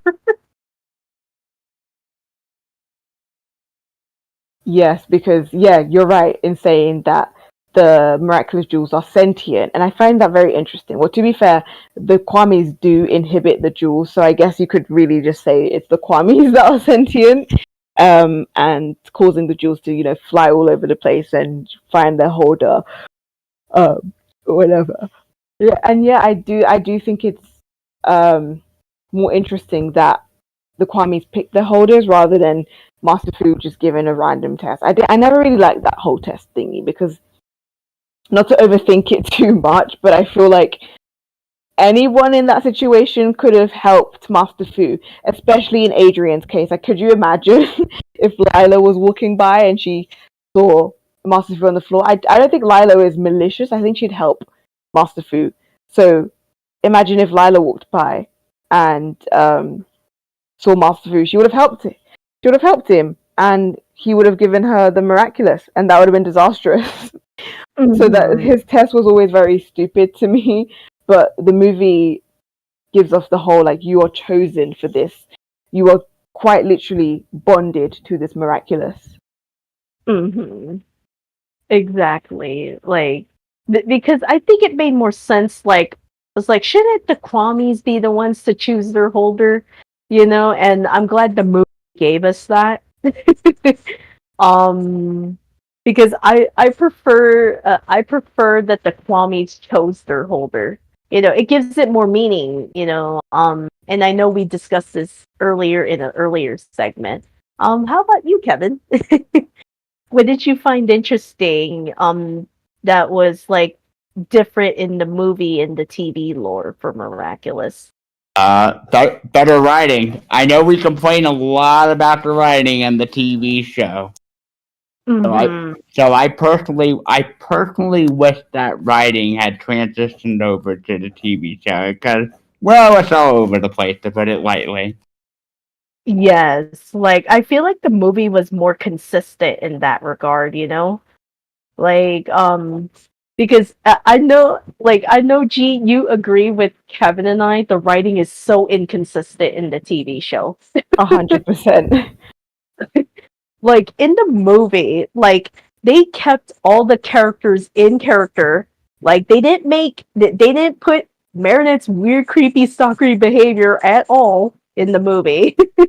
And that only one time was she was just curious and then she never did it again. So I'm like, I was so glad they did not put that aspect of her TV show counterpart in the movie. I'm like, oh, thank God. Is actually relatable and like I have to say the movie is probably the most consistent thing, you know. Um and yeah, yeah, the writing is a lot more consistent in the movie. Like we clearly see the characters in character, the characterizations are like a lot better in the movie, and we can clearly see the progression, of the movie all the way to the end. So writing is a lot better in the movie. Because I think, wasn't it like Jeremy Zag was the one who directed this? So it pretty much explains a lot why the writing was very consistent in this movie. Yes, yeah. I don't know. I find it very interesting because like I like to think of the movie, and I saw somebody's tweet of it. The movie is kind of like Jeremy's fanfic of the show, and I was like, wait, honestly that makes a lot of sense. It's just the retelling of the origin story, um, and yeah, that's all I just kind of have to say on that part. Hmm. Yeah. Yeah. But let's move on to the next segment. Ah, yes. I know we touched upon this in the previous one. What did you guys think of the true meaning of stronger together? Like I like this is basically the theme of the movie. And they did kind of like, you did touch upon this in the previous segment, G, that in reunion, like Joan and the previous cat holder, like they were on opposite sides of the war, right? When they were miraculous holders. But Hmm. then they actually fell in love and they had to relinquish their miraculous. And then like you said, they realized they're stronger together. And this movie encapsulates that so well because we literally see it in the beginning when Master Fu was pretty much just like narrating, and then you literally see like I love the reference of them hugging, just like in that I think it was the New York special, Hmm. when they're like up in the air. I love that reference that they did, and the true meaning of stronger together. Like I kind of like when right after their first encounter of dealing with a kumatized person, like, what's interesting is that Master Fu just like approaches them incognito, like wearing the hat, the glasses, and I'm just like, okay, we'll just go along with this. And he's like, and then they're like, and he's like telling them, they're like arguing because he calls her watermelon, and he's like, enough, stronger together. Like he's literally trying to tell the two teenagers, you have to work together, you know. And I love the true meaning of it. It adds nuance because they literally do that, in the show as well. What are your guys' thoughts on the true meaning of stronger together. I think it portrayed the dynamic between Marinette and Adrien. Would you agree on that? Yeah, I agree. I Because think it. Oh, oh, sorry. go Keep ahead. going. Oh no, go ahead. Oh, I was just gonna say it like you said, it strengthens the dynamics of Adrien and Marinette, but I think it establishes the yin and yang aspect of it, which the show doesn't really do. As in, the show kind of touches upon the yin and yang aspect in like the first 2 seasons, I'd like to say, and then it just completely like flips out completely, where one is clearly more overpowered than the other and one is more of a protagonist than the other person. Whereas in the movie, I think the stronger together meaning emphasizes that Adrien and Marinette are equally as important and they need each other. One cannot do it alone. Like Ladybug, yes, she's the holder of creation, the holder of the power of creation, but she equally needs destruction. Creation is nothing if there is nothing to fix after destruction, if that kind of makes sense. So I like the meaning of stronger together, because the fact that when they did argue towards the end of the movie, they were completely weak against Hawkmoth. They were completely weak, completely incompetent against Hawkmoth, and he had the upper hand. So when they realized that they needed to actually when they realized that they needed each other, that's when their true power came through. So I really do like the movie's meaning of stronger together. Hmm. Yeah, like you could say because of the inconsistent writing. You know how in the TV show there was like an episode, I think it was Kudo Neko, where Cat Noir, because since Ladybug was calling on the other heroes, Cat Noir kind of just felt like he was pushed to the side. Where it's like, oh, she doesn't need me anymore. She's got all the other superheroes. You know, but here in the movie, they really hammer it home that you need to work together. So, like they really show that. Yeah, they do. Especially in that one scene, right after Marinette right after Marinette decides to embrace her role as Ladybug, and they decide to fight like the villains in the carnival, the fair. They generally put their powers together. They put their critical thinking skills together, and they're able to defeat the akumatized villains. And I think they even said out loud, "Stronger together." So they really emphasized on that meaning like throughout the entire movie, and I'm glad they did. Absolutely. Yeah, like that, like they really emphasize it and hammer it home more in the movie, because I know it's just the inconsistent writing, where like I said in Kudo Neko, Cat Noir just felt neglected, you know, and he didn't really communicate that to Ladybug, because like maybe he feels, oh, maybe she doesn't even want to hear it, and then they and everything, yeah. All right, let's go to the next segment. Oh my gosh, Agent progression superheroes to lovers. My gosh, the movie did this a lot better than the TV show. I think all three of us can agree. I agree, and they actually kissed. Yay!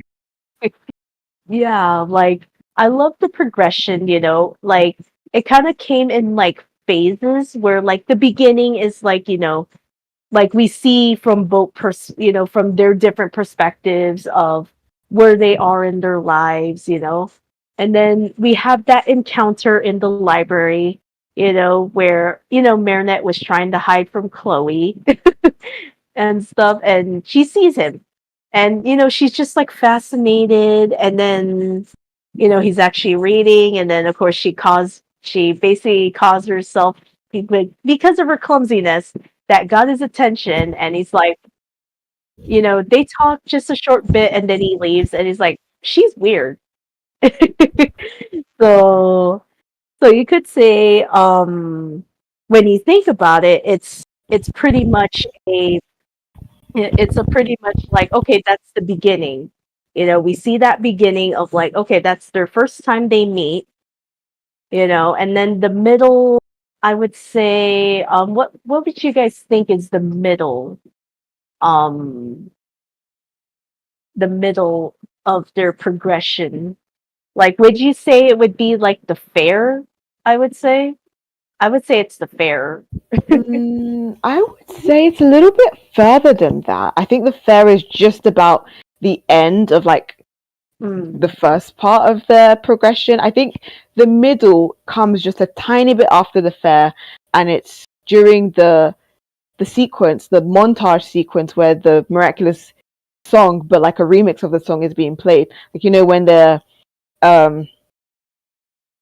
like do do do miraculous, that part of the song where like they're showing just different scenes. Where Ladybug and Cat Noir are doing this and they're getting a new car or whatever, the exhibition of the new car or whatever. And Adrien and Marinette are actually sitting down a bench and talking, and Marinette is doing gymnastics fully. I think that would be the middle, because in that scene where Adrien and Marinette are just talking, the actual scene is deleted because we actually hear them talk in that scene. In the deleted version, Adrien starts talking about the little like pocket picture thingy he has, and Marinette is listening intently. But in the final cut, it's just a montage. We don't hear any dialogue whatsoever, but it's implied that Adrien and Marinette are getting close. I think that would be the middle of their progression. They're good friends now. Both Ladybug and Cat Noir and Adrien and Marinette are very good friends, very comfortable with each other, best friends. You could even argue. That would be that would be the middle of their progression. That's what I would say. Mm. Yeah, because you could also add in, when they interact as Ladybug and Cat Noir, because Mhm. that's also part of their progression. Because the first time, they had to learn to be superheroes, like Agent's just all cocky, and he's like, "You can be my sidekick." um, and then of course, like Marinette didn't know how to use the yo-yo because the yo-yo actually had a mind of its own, and she's like, "Oh no, I don't know how to control this." It's like, um, and then of course they argued, and of course that's part of their progression. And then when they actually, but when they actually get into the actual fight of fighting two criminals that were akumatized, like it really cemented,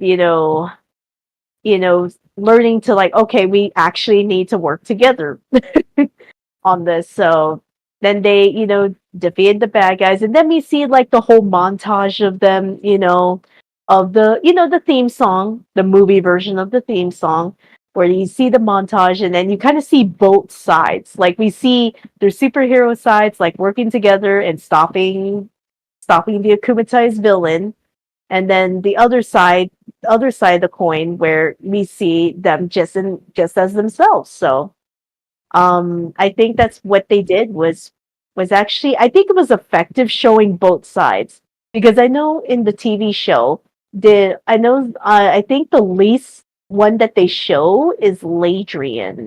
Like we don't see like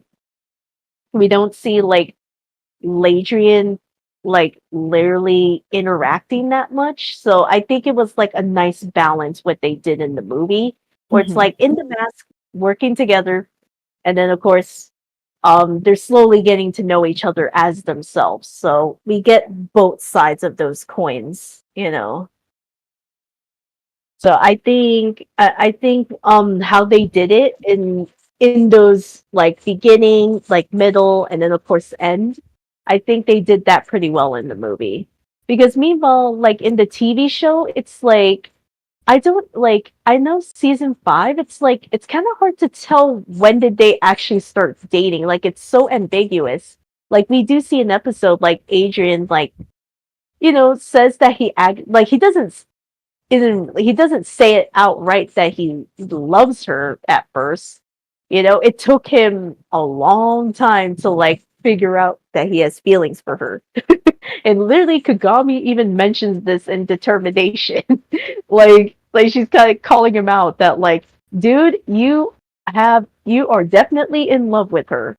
And then it's like, and then I think because we all know miraculous episodes come out of order, so when I was watching season 5, I'm like, when did they actually become a thing? So it's just in the show, it's a lot more ambiguous, but here it's kind of like, oh, like um because of the circumstances in the movie, they she ended up finding out his identity by accident, pretty much. um wouldn't you two agree? Yeah, no, I agree that it's ambiguous in the show, but in the movie it's way obvious when he started having feelings for her. And when she started having feelings for Cat Noir. I mean, they literally have an entire song about it. So Mm-hmm. Exactly. What about you, Kevin? I want to agree with Guy's point is that when they started becoming really good friends, that was like the middle segment because the beginning is basically, we get introduced to them and then it gets to the middle is like, okay, they met, they're good friends, and of course, the end, it's like, now they're together, so to say, they kiss, they know the identities, all that. Mm-hmm. Exactly. Like it's I think, the movie just does it a lot better, in my opinion. Because like lots of people invest in couples in media if there's like build up. And the movie actually does that in a good, like the pacing is a lot better in the movie. Meanwhile, like in the show, there's just like filler episodes where we don't see no progression. So the payoff is kind of a little bit weird in season 5. It's like, yay, Adrienette is like canon, right? But then you're like, wait, what episode did they actually get together? Like, because, fans want some specific clarity. Meanwhile, here, it's like we see the progression, like, throughout the entire movie. So, yeah, that's my final thoughts on this. I like it. I like the progression of Adrienette and Lady Noir in the movie. I think it's much more nuanced, and again, it brings out their characters and like how they interact with each other brings out a different side and different nuance towards their character. Ladybug falling for Cat Noir because he kind of gives her some sort of, I think Ladybug falling for Cat Noir reveals that she believes that she's free with Cat Noir because she's like, what is this feeling? I shouldn't feel this, blah blah blah. I don't know, like it's just I love the progression and the fact that Adrien was able to just talk to Marinette. I would say like was probably his first friend in the movie, even though he did call her weird at first. But yeah, no, it was I love the progression. Mm-hmm. Like, how about you, Kevin? Any final thoughts? Yeah, I think I said everything I needed to say. No. All right, let's go to the next segment, the fight scenes. I would have to say the fight scenes is pretty good in this movie.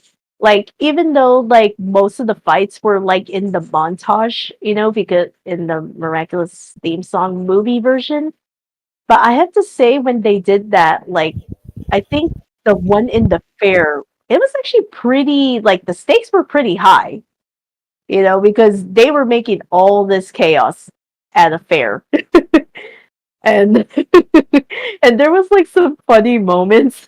Like I'm not sure if you guys caught on during the battle scene where like I think Chloe and Sabrina were in the Ferris wheel and then you see Cat Noir's like face like plastered right onto the window or something of their like I guess their seat where they were sitting and then like Chloe's like, let me just take off your fingers. Like what? um but we have to talk about that final battle. It was a lot more intense. Like, I have to say, I was at the edge of my seat in the movie with that final battle than than the season 5 finale. For sure.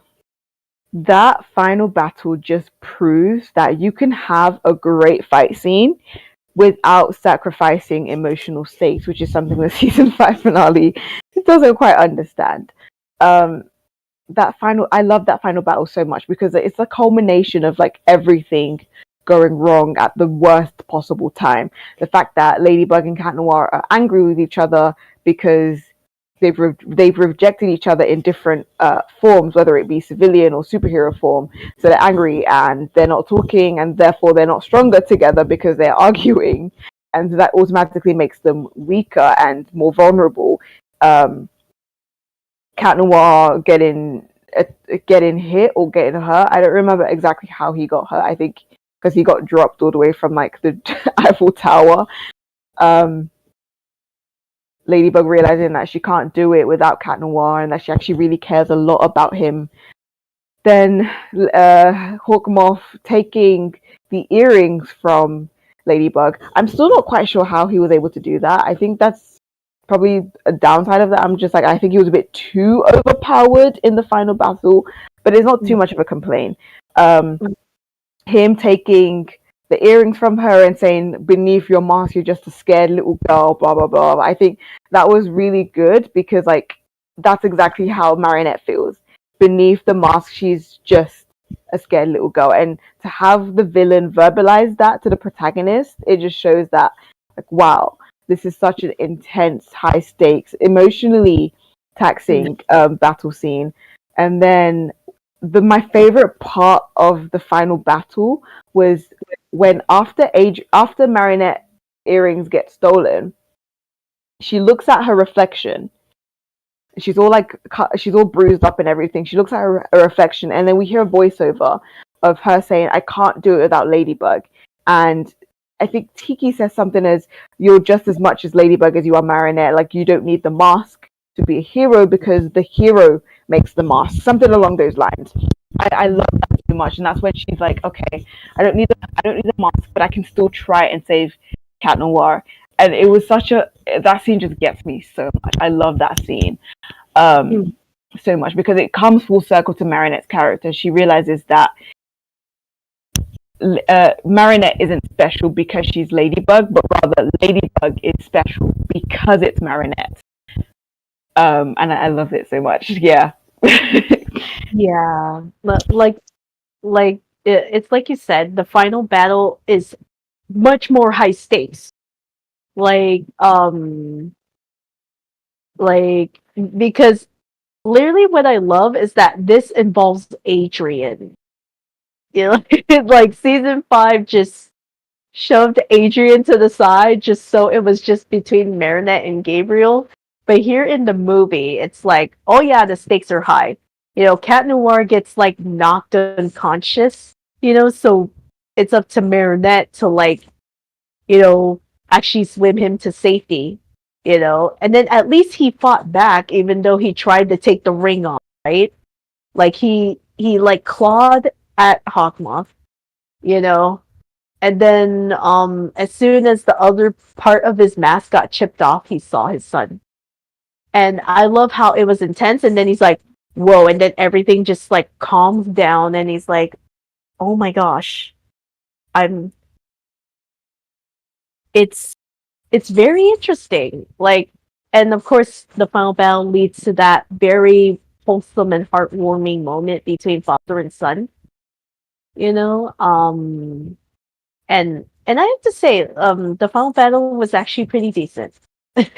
Stakes were a lot higher. It's like season 5, it's like I didn't really understand about the alliance rings and sending the whole world into invasion of your alliance.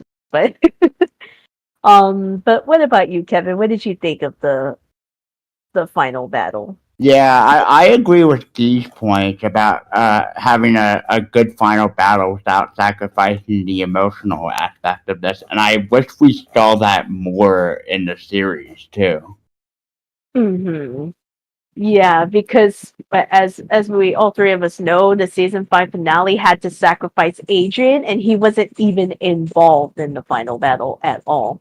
And of course, that's what got a lot of Miraculous fans like angry, which I don't blame them because it's like, aren't they supposed to be a team? Because it's not just about Ladybug, it's also about Cat Noir. So at least the Yeah, movie emphasizes that, like I said, Adrian actually fought back even though he was like weak, you know, and it was just coming to. So yeah, and I can understand why they were upset too, for the reasons you stated. yeah. Yeah, those are my thoughts. All right, let's see. I think we are on the last segment for this live stream.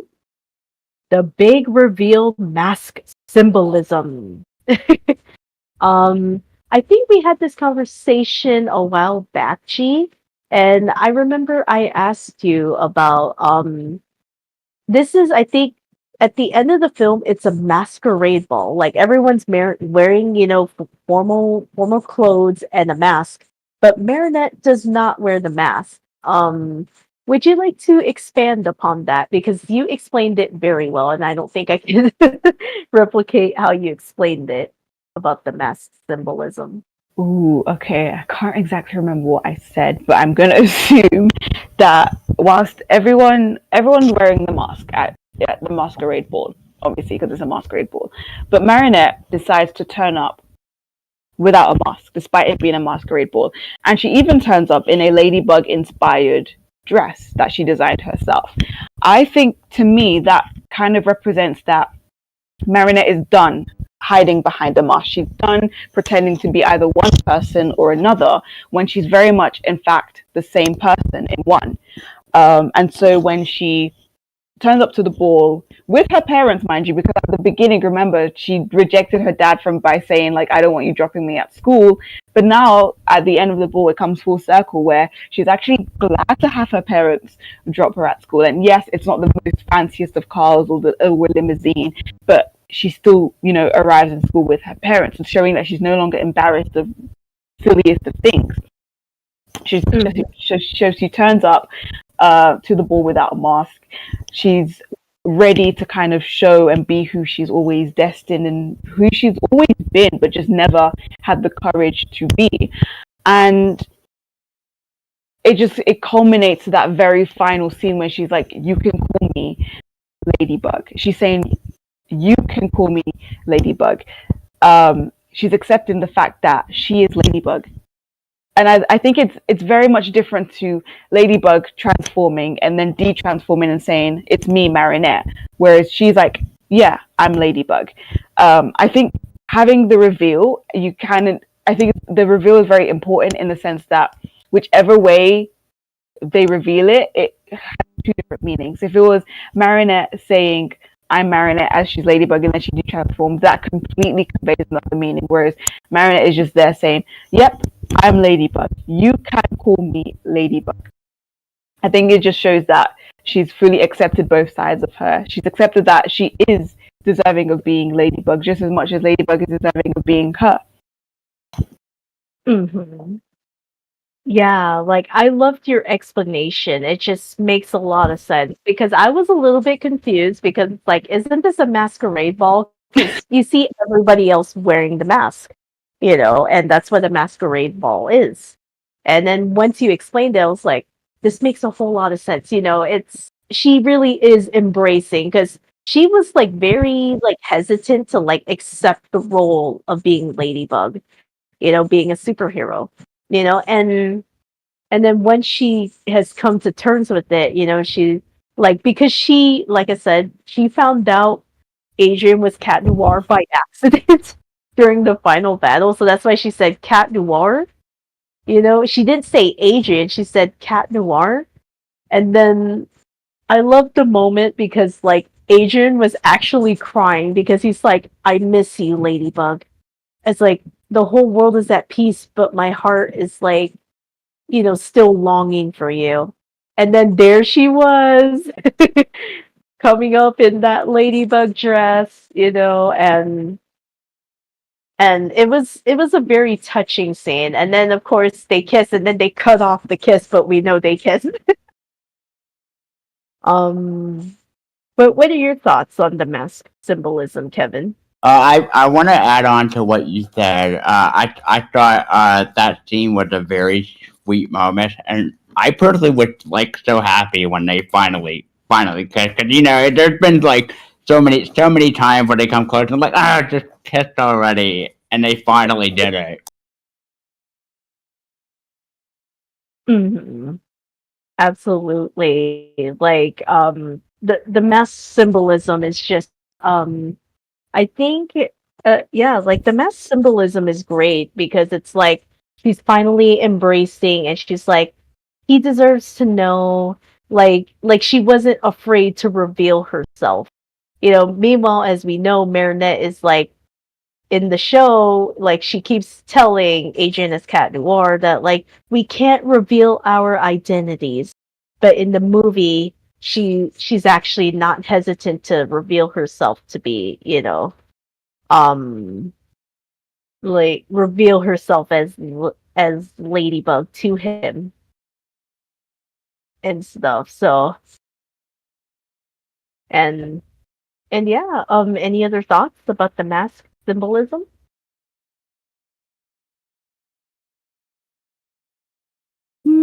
No, I mean, I find it interesting that she takes his mask and then Mm-hmm. she puts it on and then says, "You can call me Ladybug." I'm not quite sure why she picks up his mask specifically. I don't know. I think it just touches on the yin and yang thing. Like both of them were just as important as each other. Um, like Ladybug is. I think she picks up the mask because she realizes that Cat Noir has always been there this entire time, and that she's not Ladybug without Cat Noir. Like Ladybug doesn't exist without Cat Noir, if that makes sense. So she puts it on and then she says, "I'm Ladybug." I don't know. I found that very interesting. I was very confused as to why she picked it up instead of just saying, "You can call me Ladybug." But I also love the fact that Adrien doesn't even question when she says that.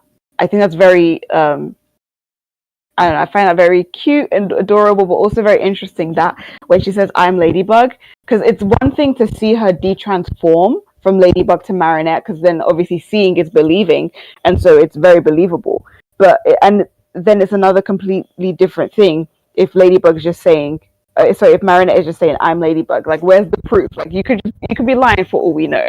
But Adrien doesn't question it. He's shocked for a moment, and then that shock completely washes over and is replaced by pure love and pure ecstasy. Mm-hmm. Exactly, because like before she came out to meet up with him, he was like contemplating that like, I miss you so much, Ladybug. Like he's like, I miss you so much, Ladybug. The world is at peace, but my heart is still in turmoil. Because it's probably, it's we don't know how long it's been since, that final battle to the masquerade ball. So, but then once he's like, oh, the girl that I was longing for, who is Ladybug, is actually standing in front of me. So, and I think it was a beautiful way to end the movie. Like, I think they did such a great job with that, because I looked up like the symbolism for mask, and of course, the identity symbolism is mask can represent a change of form, a different character, or a specific identity, which makes a lot of sense. And then there's also mask can also be a way to affirm friendships and maintain social contact. Hmm. So that's pretty interesting. Like you could say she was like affirming her friendship with him, and of course maintaining the social contact, because they were literally at a social gathering, like a social ball, where you're supposed to interact. So I think this mass symbolism is great. Yeah. And any final thoughts? On the movie as a whole, or just the mask symbolism? The movie as a whole. I mean, after everything we've said, every different segment we've spoken about, it honestly makes me appreciate the movie a lot more than I did. We always find something different to analyze within the movie. Still haven't rewatched it, but it's still stuck in my memory. I think I love the movie. The movie is such a breath of fresh air in the Miraculous Ladybug fandom, and honestly, I think it was very much needed. I think the series was getting a little bit stale, in the sense that fans were just not happy, and things were just kind of stagnant in terms of character progression, plot progression, whatsoever. So the movie did really, save it, and I love the retelling of Ladybug and Cat Noir's origin stories, and I can't wait for the second one. Mm-hmm. Absolutely. Any final thoughts, Kevin? I think the movie is like when the writing was at its highest, or at least one of its highest points. Just in the series overall compared to what we normally see, and I hope we get to see more of that too. Mm-hmm. Absolutely. Because I think why the movie is very well praised by Miraculous fans is it's very consistent in the writing, and that's what we want. We want consistent writing in a media, that makes sense within the show's lore, you know, and they delivered that in the movie because everything was like very consistent. Sure, there are like flaws and plot points, as we mentioned in the previous segments, but overall I think they did a pretty great job with the story they were trying to tell. All right, so as a final verdict, how would you I would say, like, I know we rated it 8 out of 10. It's still 8 out of 10, right? That we Yeah. all agree that the movie is an 8 out of 10. Yeah, I'd say so. All right, so we will have to end it on that verdict that we, all three of us, rate this movie 8 out of 10. And we will have to end this live stream. I want to thank you all for tuning in as we reviewed through these different segments of the pertaining to the movie. I want to thank you all for tuning in, and of course, I also have to announce that I have an upcoming Q&A this coming Wednesday on March 5th, which is the 30th episode of Goddess Spotlight with Liaserenityrose, where Kevin and I will be doing a Q&A with the co-founders of Sonic Revolution, Sonic Remix, and Angel Lydia, which will be at 6 p.m. PT, 9 p.m. ET. And of course, be on the lookout for more upcoming, because I have a lot more Q&As coming up. So be sure to be on the lookout on my socials of when I will be announcing them. So I want to thank you all for tuning in, and be sure to be sure to don't forget to like, share, subscribe, and turn that bell notifications for upcoming live streams and video content. Bye everyone. Bye. Bye.